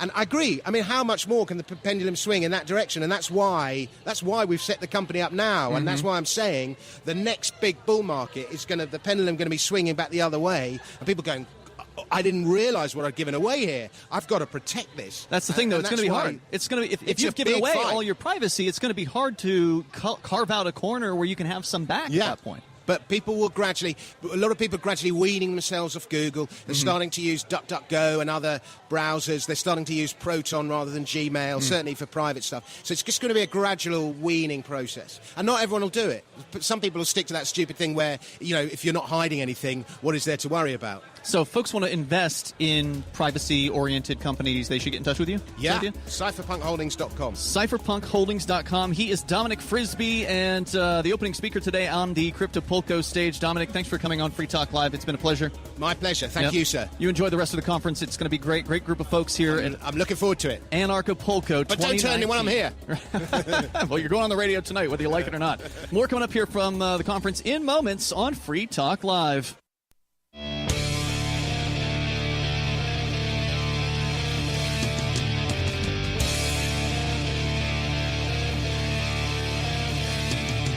This is Free Talk Live. We are here at Anarchapulco 2019, and there's, of course, a lot of interesting people around here. The largest Anarchapulco to date, and from what I understand, they've already announced a 2020 edition of this event. So if you didn't get a chance to come here this year, it's still not too late. You can still come out if you're already on your way down to Acapulco. Come out to the Princess Resort and join us here for Anarchapulco. We, by the way, want to say thank you to our Free Talk Live amplifiers, those who help support what we do here, including What's the Frequency, Kenneth. He's a silver amplifier, and AMP stands for Advertise, Market, and Promote. The idea is simple, that you can help with $5 a month, and that's what the silver level is. So What's the Frequency, Kenneth, doing $5 a month over at amp.freetalklive.com. That's money that we can then invest into the show to get on more radio stations around the country, bring more internet listeners on board, and expose new people to the ideas of freedom and liberty and cryptocurrency. In fact, that's a heavy part of this conference this year. It was a big part of it last year, but this year there's a Cryptopulco stage every single day, and of course Mark is in there doing the MC work, and so he's sending me out some of the speakers after they got off the stage and saying, hey, you want to say something, speak to our audience, because not everybody can make it here in reality. So we'd like to give our listeners a little taste of what they might have missed, and Scott Sorensen is joining us from Cryptogasmic. Scott, welcome back to Free Talk Live. Thank you. It's great to be here. I was here with you guys last year, and it's bigger, better, and the same weather. Did you speak last year as well? No, I didn't speak last year. Okay. I did a lot of speaking, but not on the stage. Very cool. So big change for you then. Yeah, it was good fun. Good fun. I spoke yesterday at the Dollar Vigilante conference. Mm-hmm. We spoke about how to live a free life around the world to escape the brainwash of your everyday life, and how to be able to go live on a beach and set up offshore companies around the world and avoid paying, your taxes and all that sort of stuff. Well, not avoid, but they're not legally. your taxes. They're not your taxes. They they want the money out of you. It's criminal gang trying to extract wealth out of you. Exactly. Don't own it because they're not yours. Exactly. So my way is to rather starve the beast rather than hit it with a stick. I kind of make it irrelevant. So that's a good approach. Yeah, yelling at it doesn't do anything. So I just make it irrelevant. I'm an Australian citizen. I live in Mexico. I have offshore accounts in Grand Cayman, Barbados, Dubai, personal bank accounts around the place. So planting different flags. And Mark, who's sitting over here, spoke about it yesterday as well, about how everybody should have a second residency. If I'm in America, I use my Australian ID. If I'm in Australia, I use my Mexican ID. Yep. And, it can never hurt to have a second residence and plant different flags around the place. And opening companies, you should never open the company in the place where you live. Open it up in Grand Cayman, Barbados, Cook Islands. How difficult is it to do that stuff? It's very, very easy. I mean, unfortunately, for Americans, it's easy, but they're so tied up with the governments now that they want 1 cent of everything that you make. They want something out of every cent that you make. Mm-hmm. What most people don't realize, places like Australia, England, a lot of Europe, actually most countries in the world will allow you to live overseas more than 183 days. If you spend more than 183 days a year outside of Australia and you can prove you have a residence outside of Australia, you don't have to pay 1 single cent of income on your foreign income. Huh. A lot of Americans don't realize either that you can kind of do the same thing. You can live abroad, say Mexico. You can actually live there for most of the year. You're allowed back in America up to 30 days a year. But if you live outside, except for those 30 days, you don't pay any tax on your first $107,000 that you make overseas. That's in the U.S.? It's the U.S. Huh. I thought I'd heard the IRS wants a piece of you wherever it is you go, no matter what. If you're residing overseas full-time and you have a residence somewhere overseas, again, do your own research. I'm not a specialist tax agent, and it's different everywhere, so I'm not, swearing wholly on that. But my understanding, and I got friends that live in Mexico, and from what other people have told me, is they're allowed back in America for no more than 30 days, which they don't care. And in that case, they don't pay any tax on their first $107,000 that they make. Not bad. Not bad. $107,000 goes a long way in Mexico. I bet it does. Now, you were talking on the Cryptopolco stage today about trading in cryptocurrency, which is it's a tough thing for people to do. I mean, do you recommend it? I highly recommend it, but like anything, you wouldn't sit at a poker table with money if you didn't know how to play poker. You're going to get eaten. Sure. So, I like to talk about the mistakes that people make, and the great thing about trading crypto is we talk about this freedom and stuff like that. There's never been another outlet, if you know how to do it properly, to make so much money through trading. I mean, I only did 2 trades this month because of the market, Litecoin and Ethereum. I sent all of these signals out so they're transparent. A lot of people think I say this after the fact, but the signals are there on my website.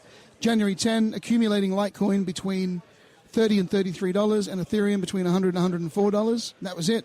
3 weeks I waited and I made 18% on each. When they went, bang, took the profits.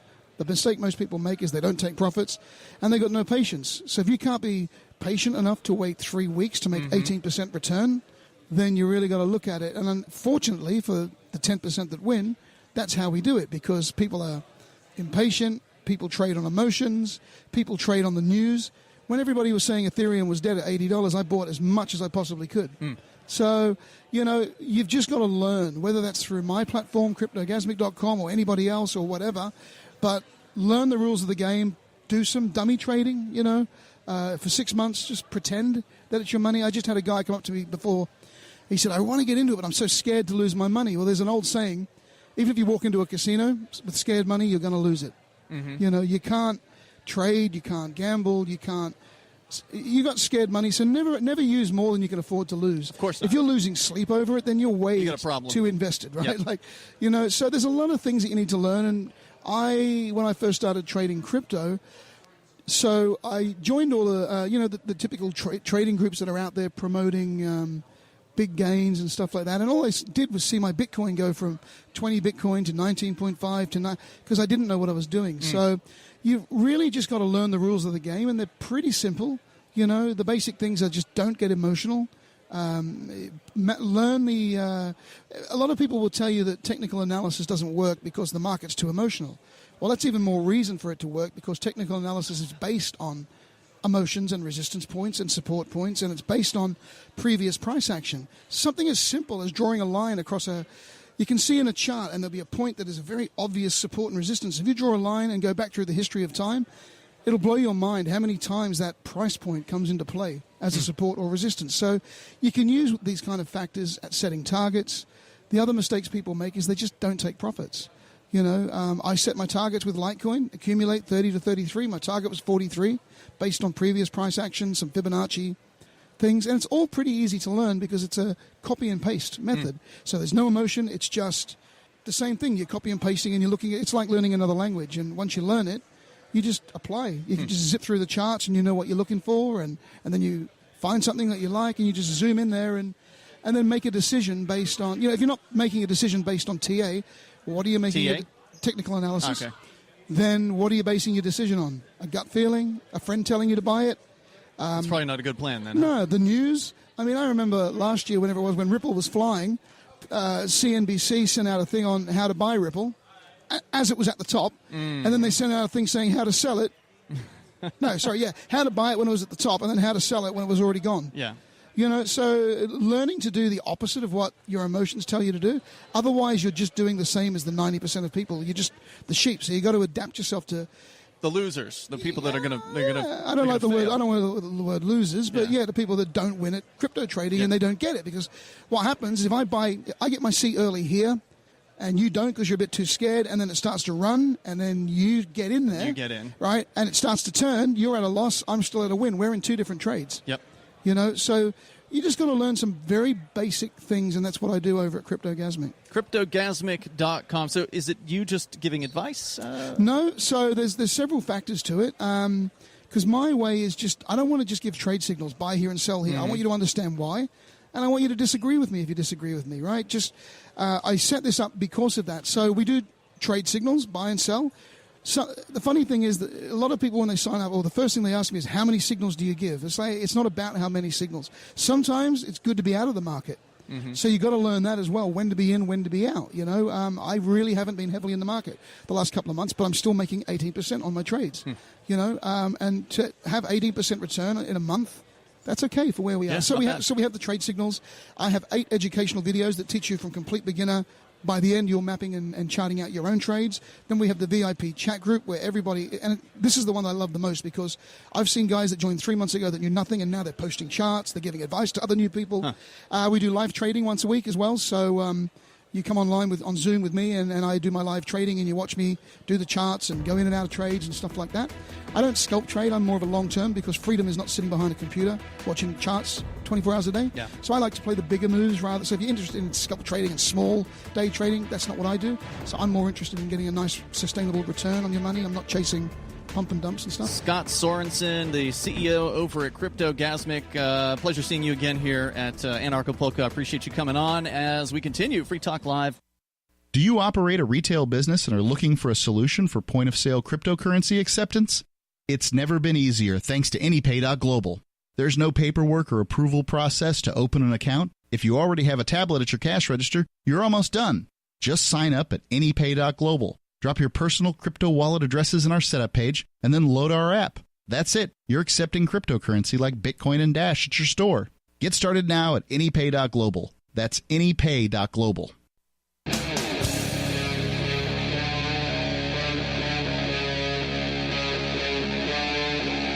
Talk Live. It is Free Talk Live. We are at Anarchapulco 2019. We're coming up on the noon hour here, so it's still before lunchtime. Been a great group of speakers so far. We've been focusing on some of the folks from the Cryptopulco room, but it won't necessarily be like that the whole time here this weekend. And Mark has changed out of his king uniform. It was too hot, he was saying, so he's looking more of like a normal participant in a convention at the moment. Christopher Gronski is with me here from Destination Freedom. Hello, Christopher. Nice to be with you, Ian. It's great to be here. Yeah, in, I spotted you. I spotted you walking around. Like, I don't think you've been to one of these things before. No, it's the first time. I was long overdue to have some downtime. It's very busy with the work we do, and so back when they began to sell tickets for this, my wife said, "Well, maybe you should go down and meet a number of people and just make some connections. Maybe get a chance to be a speaker next year or something." And I think that's really what I really want to enjoy the place here. I mean, you can't beat Acapulco. It's beautiful. Oh yeah, then the facility is just wonderful. But what I'm getting out of is going to dinner and hanging with people, meeting people, and it's that's a good just a crowd. joy. It's an easy crowd. It's just wonderful. And the neat thing is, this year they've rented out the whole hotel, so everybody you see here, as I understand it, is either an employee at the hotel or they are attending this event. Yeah, so for me that's refreshing. I wanted some downtime, so this has been great, and so I'm going to be. What I'm enjoying from the conference is the crypto track and all that. So that's what's interesting to me. And then some of the main speakers and such as that. What I told my clients, on my website, I said I'm going down to Acapulco. And any of my clients that want to join me down there, I'll buy your first drink. Okay. So there's a number of clients that are they here. Took you up on it? Oh, yeah. All right. So I got a few of them here. And so it's just been wonderful. It's cool like that. It's the same thing for us here. We've already had a couple listeners who are fans of the show who've never had a chance to see us in real life come up. They've said hello. And, one guy sent an email asking if we were going to do something for the listeners. And I'm like, I'm not much into throwing parties, but Anarchapulco is basically a long party for an entire weekend. So I said, yeah, just come on by, say hello, and maybe we'll get some tacos or something like that. It's fun to leave the resort, and go out into Acapulco and just kind of explore out there as well. Even though the resort is super nice and the food here is fantastic. Christopher, we've had you on the show in the past from as far back as Pork Fest a decade ago. So you're an occasional guest here on Free Talk Live. You are the man behind DestinationFreedom.org. And tell our listeners that may be tuning in for the first time tonight, what do you do there? Well, most of the time we'll have clients that are interested in coming out of federal jurisdiction. And some of the ways that people do that is by changing their status from being a federal citizen or a citizen of the District of Columbia. That's how the IRS defines the term United States. And just reestablishing their state citizenship. And in that, we do a process with the passport process and getting people to, when they do their passport with the State Department, that they push away that 14th Amendment citizenship that comes from the Congress and reestablish their state citizenship, which is based in habitation and domicile in their state. Let's talk about that. I mean, what is it when you say state citizen? What does that mean? Well, the idea is that when you look at the power, the proper way to look at power and authority, that comes from the people. And so people form governments, whether you're talking local, state, or county, or what have you. And so what happens is... And, of course, the states came first in the United States. Before the federal government. Right. So a lot of people think federal law trumps state law. Nah, that's not true at all. That's what they want you to think. That's correct. Sure. And even the idea of, the Constitution is the supreme law of the land, that would be wonderful if the reps actually obeyed that, and yet that it's just they constantly are violating that.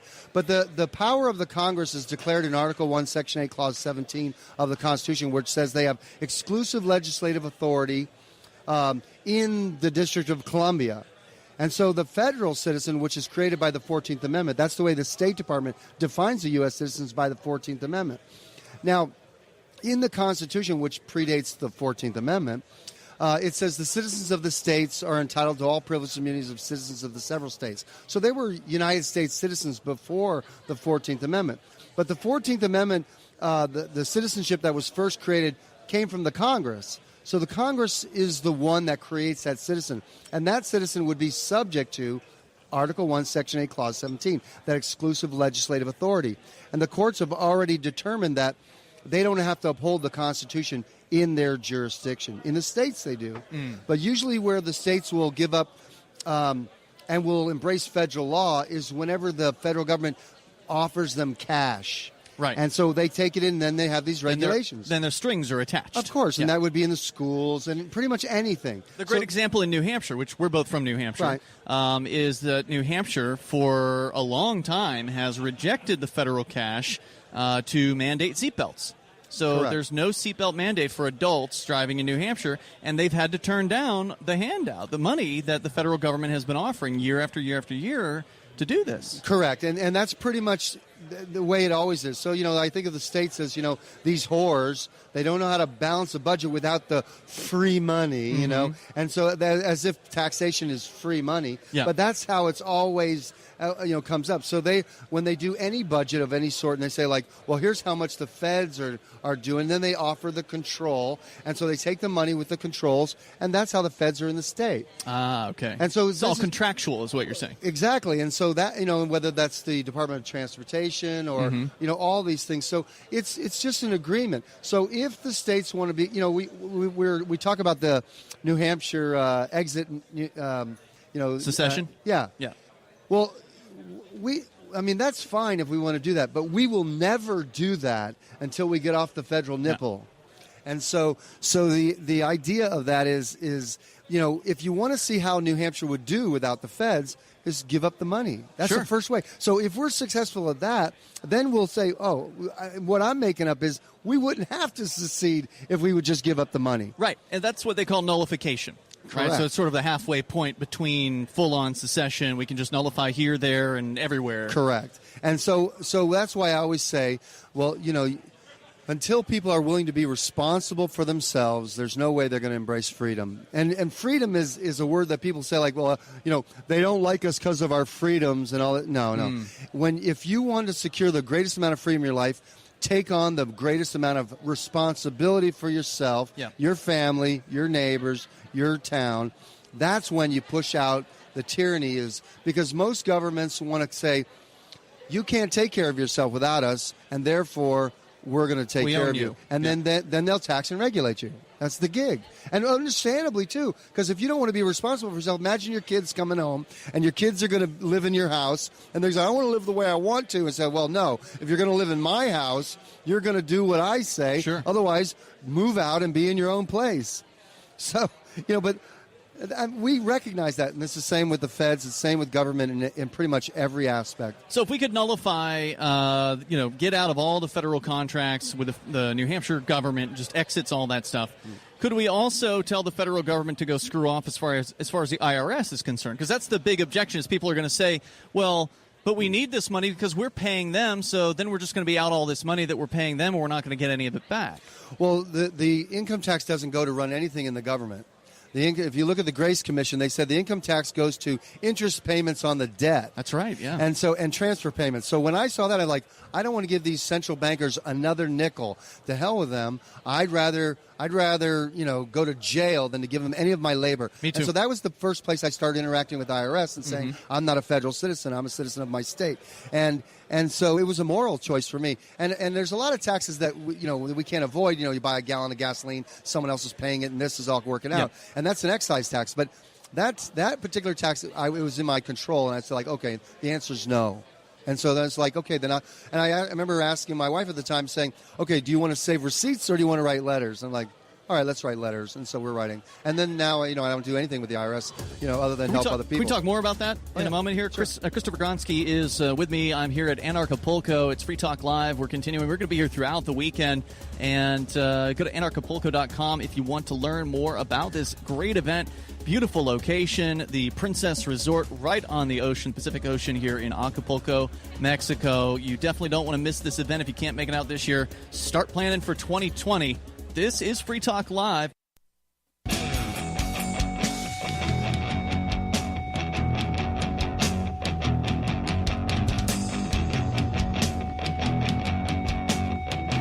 It's Free Talk Live. It's also Anarchapulco 2019, and you can go to anarchapulco.com to learn more about the event. We're talking with some of the speakers, some of the attendees, just whoever as we want to.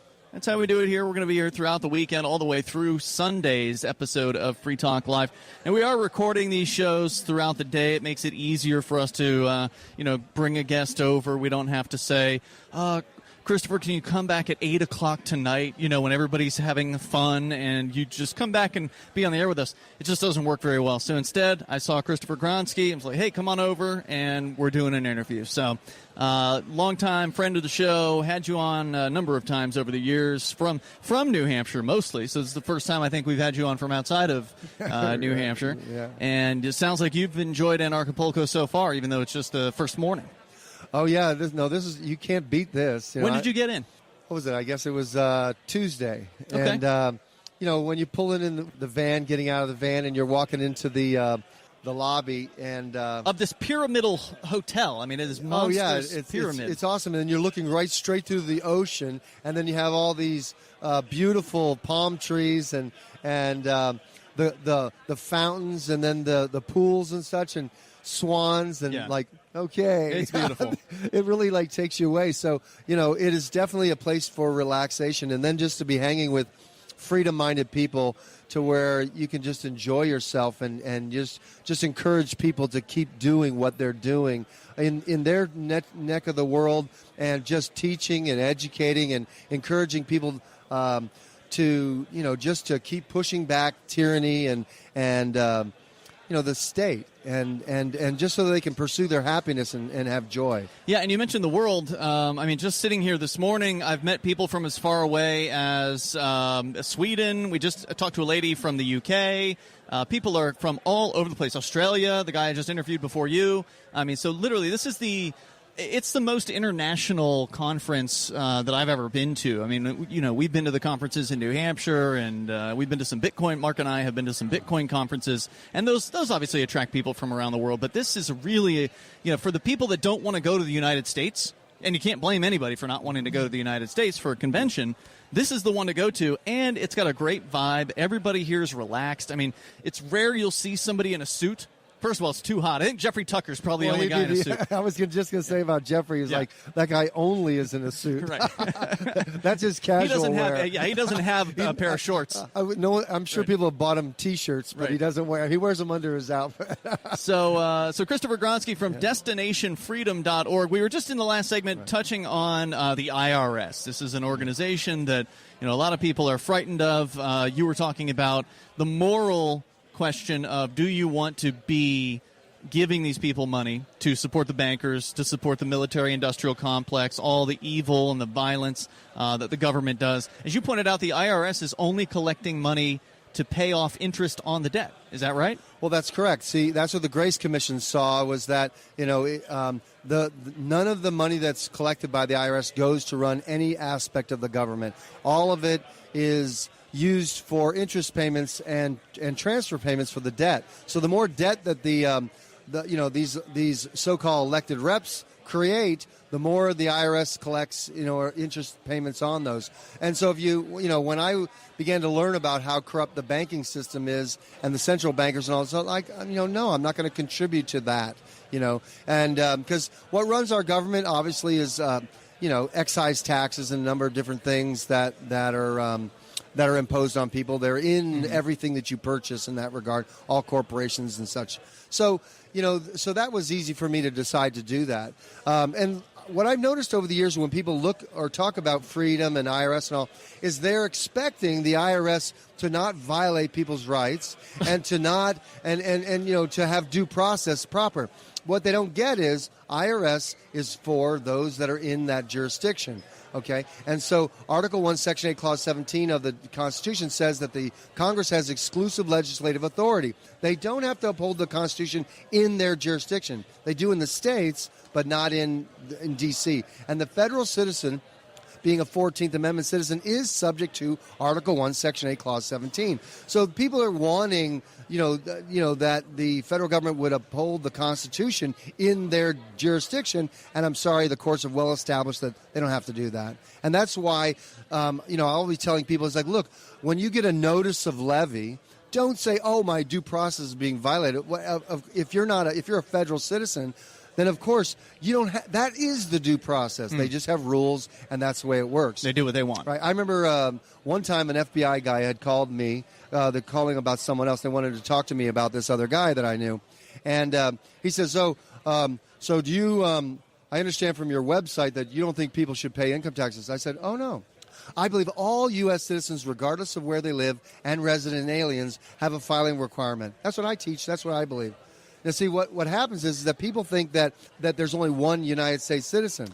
Yeah, let's talk about that. That's the thing is that the IRS defines the term United States by the District of Columbia. These are U.S. District of Columbia citizens created by the 14th Amendment. Does that mean everybody living in Washington, D.C.? That would be anybody that would be living or working in D.C. if that's where their citizenship is. So that would be a U.S. federal citizen. But people are practicing that by ignorance. Every time you're asked, are you a U.S. citizen, by DMV or the jury duty or voting, if you haven't asked your state, what is the definition of the term United States here, and they'll let you know if it's the District of Columbia or not, then you can say, yes, I am or not.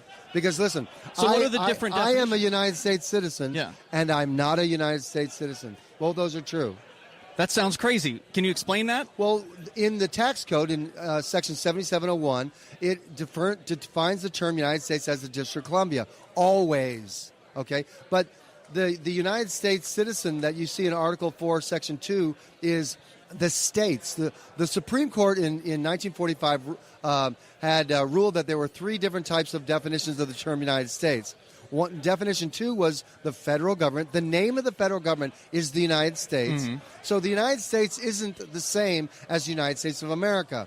Or the third definition is the states united under the Constitution. That's the states. That's another definition of the term United States. That's not how the IRS defines it. And what was the first definition?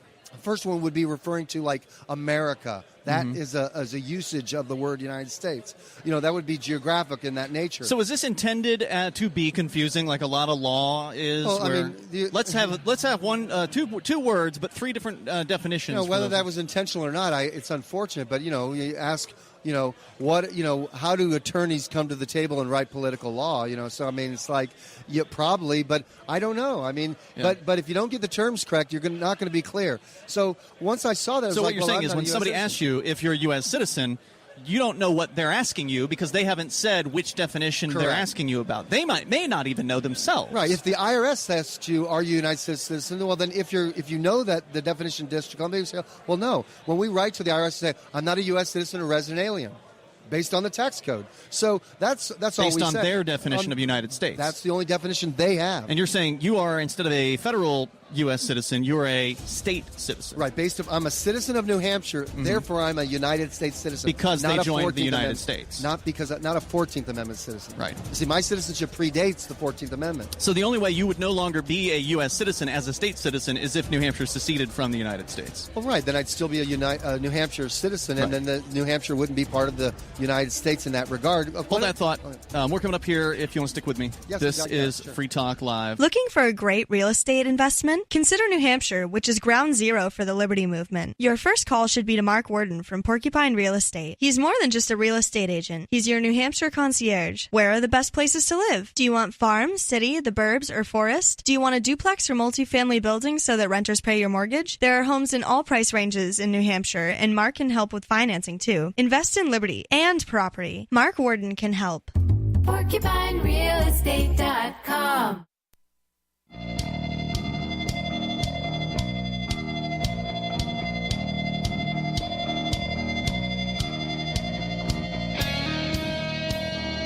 It's Free Talk Live. We're here at Anarchapulco 2019, the beautiful Princess Resort right on the beach. You really couldn't ask for a nicer place to be and a nicer group of folks. It's been great so far, but we're only on day one of 4 days of broadcasting here from this event.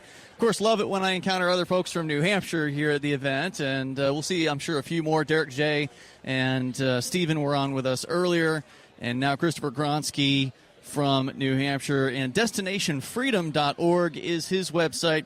Chris, you wanted to get into another concept, and I wanted to make sure you had a chance to do that. Delegation of, authority? Mm-hmm. Tell me about that. Well, if you want to understand a little bit about the power that the states have that didn't come from the federal government, this is before the federal government was created. The Declaration of Independence discloses that. And so, and what they had declared was that these states are free and independent, that they have all power to levy war, conclude peace, contract alliances, and do all other things that independent states have a right to do. And so, and New Hampshire still has that. All power, this is a principle of liberty and freedom, all power originates in the people. And the only that's the theory, at least. That's the way it should be. No, but I'm saying that reality. No, listen, we're being abused, and we're definitely being. And I believe that we can always blame government for that, but people are the ones that allow this stuff to happen. That's right. And so the idea is that when we talk about when you have a rep, they're not superior to you; they are inferior to you. They're supposed to be representative. They're supposed to be representing, right? So the idea is that power is delegated. You see, power is not given up. Like, I have power and I'm now giving it to you. I don't have power anymore. That's not the way it is. Mm-hmm. The power remains with me. And then I give it to, I lend it to you in a delegation. Now you're going to do what I'm directing you to do with that power. And as long as you do that, it's like a power of attorney. As long as they're doing your will, that's great. Otherwise, you pull it back. You fire them. Now, the federal government, the responsibility of how the federal government's behaving is the states. to regulate and control. So the safest place to deal with the federal government is to empower your state to push out and to make sure the state legislatures making sure that the feds continue to do their bidding, whatever that is. Now, if the states are made up of statists, well, they're going to want the federal government to keep giving them cookies. Yep. And they'll continue to be irresponsible.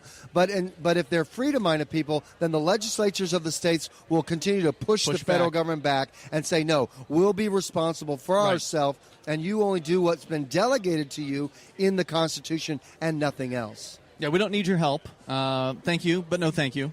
Stay out. It's been abusive because you see what the Declaration of Independence says that when in the course of human events it becomes necessary for one people to dissolve the political bands that have connected them to another and to assume among the powers there the separate and equal station to which the laws of nature and nature's got entitled them. Now the idea of that is that we don't have a right to associate with people. Okay, there's no right like that. You have a right to disassociate with people. Because if you don't have a right to say I have a right to be with you. Nope. There's no such thing as that. No, yeah. But I can't. It's an abusive relationship that says, no, you have to be with me. That's the abuse. You're mine. You're right. I love you. Right. And take your beating. That's abusive. Yeah, and if another person was doing what the federal government does to us, we would have a restraining order and we would say, please don't come around, because I have a right to disassociate with anyone that I choose. And that's what the original Declaration of Independence was saying to Great Britain was, we have a right to disassociate with you. And political bounds, according to them, are dissolvable. Like plop, plop, fizz, See, I love that. They weren't inviting them into a war. And they said, we just are going to dissolve this. We're going to be on our way. Have a nice day. Hey, thanks, goodbye. And I'm sure the King George says, well, they're dead men. And so the English, the Americans, all they said was, we'll see you on the village green. Mm-hmm. And because no one can compel you to be with other people. That's a violation of our human rights. You're right. It's interesting looking at it as a violent relationship. A lot of people, even though they don't like what the federal government does to them, they've been brainwashed by them to believe that they need them. They need to, I don't like being taxed. I don't like being told what to do. But what would we do without them? Well, it reminds me of that scene from V for Vendetta where the main dictator, the guy, he's like, we're going to send a message that they need us. Right. To remind them why they need us. Exactly. So he's like in his desperation. And this is the way all abusive relationships are. Mm-hmm. I'm a nutbag and you need me. It's like, well, and only insecure people would fall into that. Say like, well, what am I going to do? How am I going to make ends meet? It's like, well, you got to grow up. You got to be on your own. If you don't like how, mom and dad are running the roost, well, hit the road, Strike Jack. out on the road, yeah. Then you can embrace your own responsibility and your own freedom, and that's where it comes. And it's so challenging where we are now with the people in the United States being given more and more freebies by the federal government and by their state governments, becoming more dependent on them. We just heard about this green proposal this week, which is just going to be, if it passes, and hopefully it won't, but, freebies left and right, take care of you from the day you're born to the day you're dead. And some people love this. Some people love the idea of being told what to do, and it's hard for those of us that care about independence and freedom to live amongst these people, which is why I still think that one of the most important things, the movements in our lifetime, is the movement to New Hampshire for libertarians to come to the same place, because look, we can't get along with the welfare status. They're just not. We can't mix with those folks. Let them have California. Mm-hmm. Let them have New York.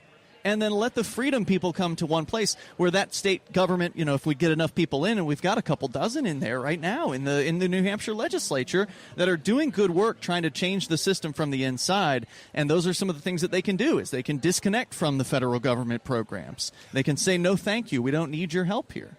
Right, and I think that allows the political market to be where a state is moving towards collapse because they embrace this stuff, that they can look at New Hampshire and say, well, that state's embracing responsibility. I want to be there because they reward responsibility, or they may. That's our goal. And then it's a disincentive to expect something from your state. Yeah. I was looking at, we pulled up, I think it's World Debt Clock, I think is the website. Maybe it's not World Debt Clock. What is it, Mark? National Debt Clock? What's the debt clock site? usdebtclock.org, where you can actually, not only do you see the U.S. debt just constantly going up, but you can actually look at the different states' debts, and New Hampshire's is going down. Oh, that's great. Now, it's not the only one. I think Vermont as well. There's some other states that are going down, but you look at California, you look at New York, you look at, New Jersey, Illinois. I mean, these things are just constantly going up. So, I mean, that's some level of an indicator of, there might be some fiscal sanity in this place. At the very least, it's a good starting point. New Hampshire has a lot of problems, but so does every state. Correct. And if we can get enough people together who actually care about freedom, I think we can make a difference. And your website is certainly helping people, set themselves free to understand these sort of, I would say, arcane or very unusual concepts. The idea that the U.S. citizen can have 3 different meanings because there's 3 different definitions to the term United States. So Correct. Whenever they're asking you if you're a U.S. citizen, the question you have to ask back is, well, which definition of United States are you talking about? And then that person's going to be like, what are the responses you get when you come back to them? Well, usually, if you're dealing with the IRS, they don't get into discussing anything of merit or value. They just say, well, just tell us when you're going to pay. I remember an IRS agent saying, well, everybody has to pay their taxes. I said, oh, really? Can you tell me where in the tax code it says everybody has to pay their taxes? Because I never read that. And he said to me, well, it seems like you know the tax code better than I do. I said, what am I talking to you for? You can have a nice day. Yep. And I was like, no, we're done talking. This is ridiculous. What do folks find if they go to destinationfreedom.org? Well, we do classes once a month, and we have some classes coming up on the difference between state and federal citizen. And that's usually a beginning online place. classes. These are online classes. Anybody can register for them and be a part of them. Then we have the passport processes, and we have a workshop for that that's less expensive. Or if they want me to do their documents, it's a little more expensive. It takes more time in that regard. But I can, for those that are not savvy to do their own work and follow the templates that we have, we make that available for them. And then there's other services as well. What's the introductory class cost? It's $100. And you take Bitcoin, right? I do. Bitcoin and Litecoin. And Check 'em it's out. a full day from 10 in the morning till 5 in the afternoon Eastern Standard Time. I've done it. It was really informative. Christopher Gronski from destinationfreedom.org. Always good having you on Free Talk Live.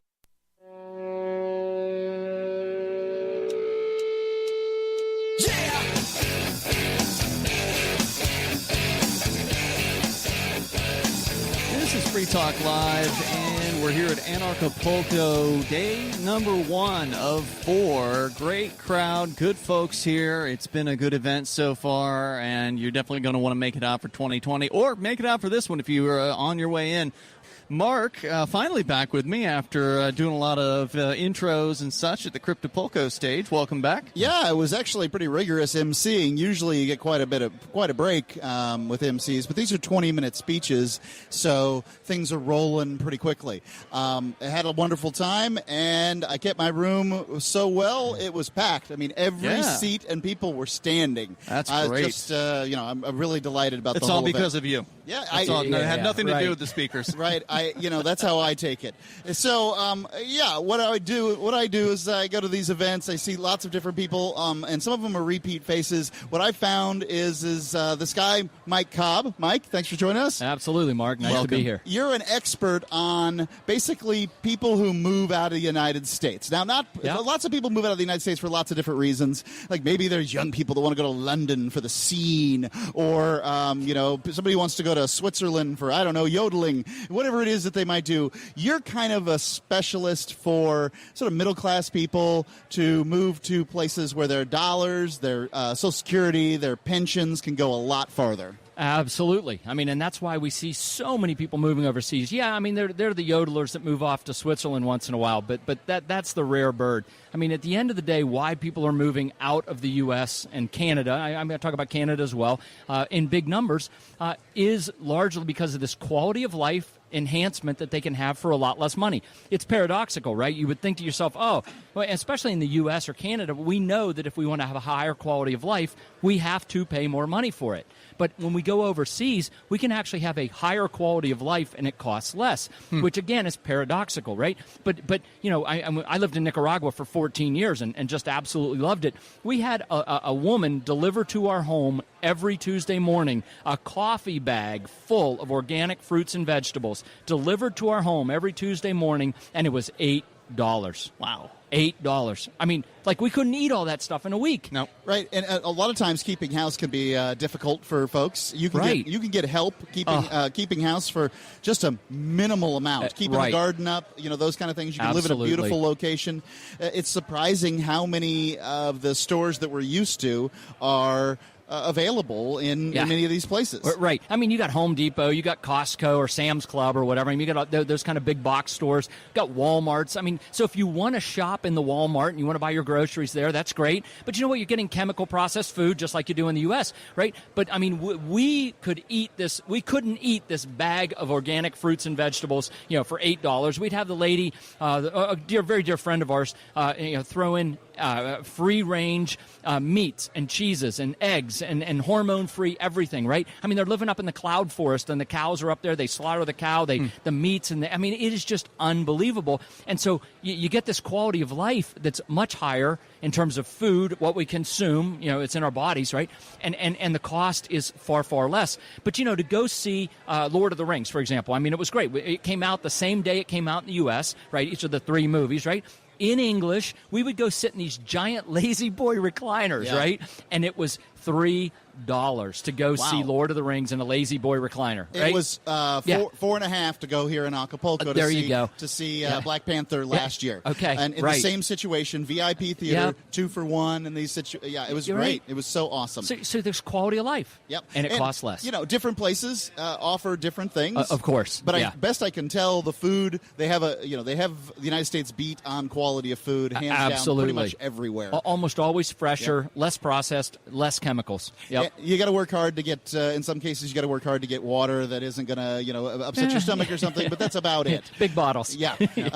Really, it's not that big of a problem. Right. So, one thing that you told me about last night that I thought was very interesting is the residency program in Panama. Can you tell me about that real quick? Yeah, absolutely. If people are looking for a second residency, as I call the Plan B residency, right? Yep. It's not like you're going to go live in Panama, move to Panama, but you believe that there's a train wreck in America coming, right? You believe that, like, we're on the wrong track and we're headed down fast. Whether it's the debt, $22 trillion of debt, right? Or it's a train wreck of freedom, right? We see civil asset forfeiture and all the kinds of things that are going on that just scare us and tell us, very big symbols saying, hey, red light, bad direction ahead, right? Mm-hmm. Well, I don't know how to stop a runaway locomotive as an individual. I don't know how to do that. And I hope that the collective consciousness of the United States puts on the brakes altogether and slows this locomotive down. And doesn't look like it. You're shaking your head no, right? No, but I hope it happens. But you know what? I can't live on hope. I have to live on reality. And the reality is I'd better have a plan B if stuff hits the fan in the United States and I want to get out. But, Mark, here's the misnomer. This is important. Most Americans just automatically think, oh, yeah, if stuff hits the fan, I'm leaving.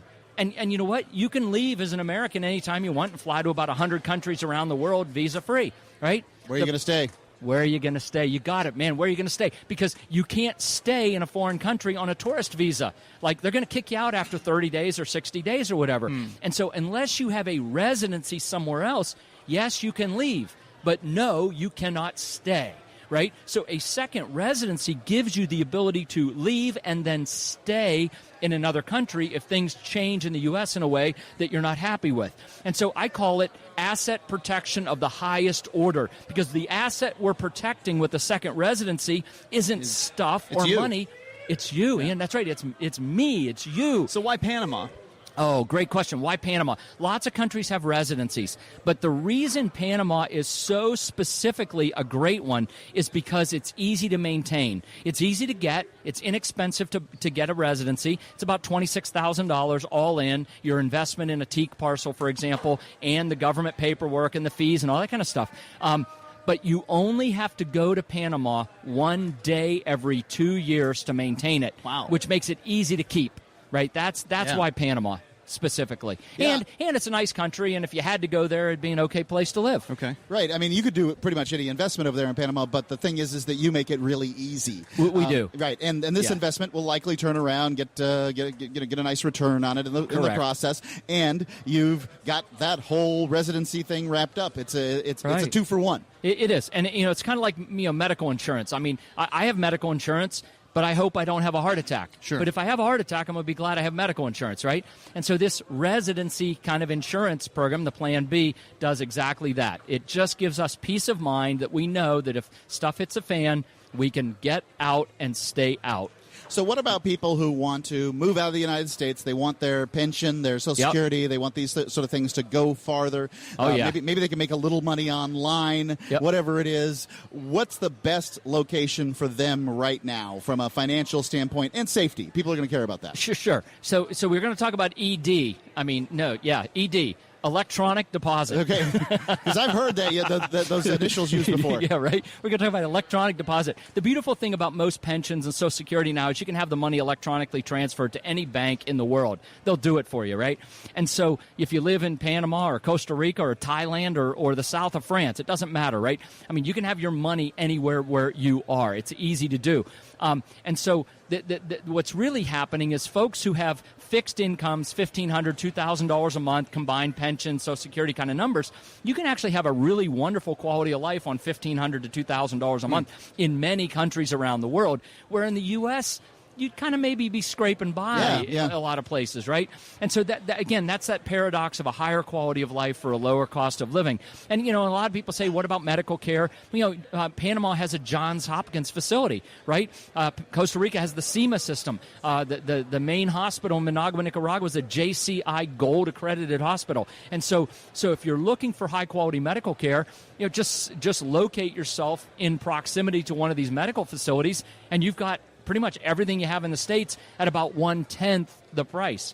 1/10 the price, right? And you always have Medicare as your backup, right? Things really, you get bad, you get cancer. I mean, the bad stuff happens to people, right? So you get cancer, you can fly back to the U.S. and access your Medicare benefits back in the U.S. You don't give those up when you leave, right? So you still have them. So, again, best of both worlds kind of thing.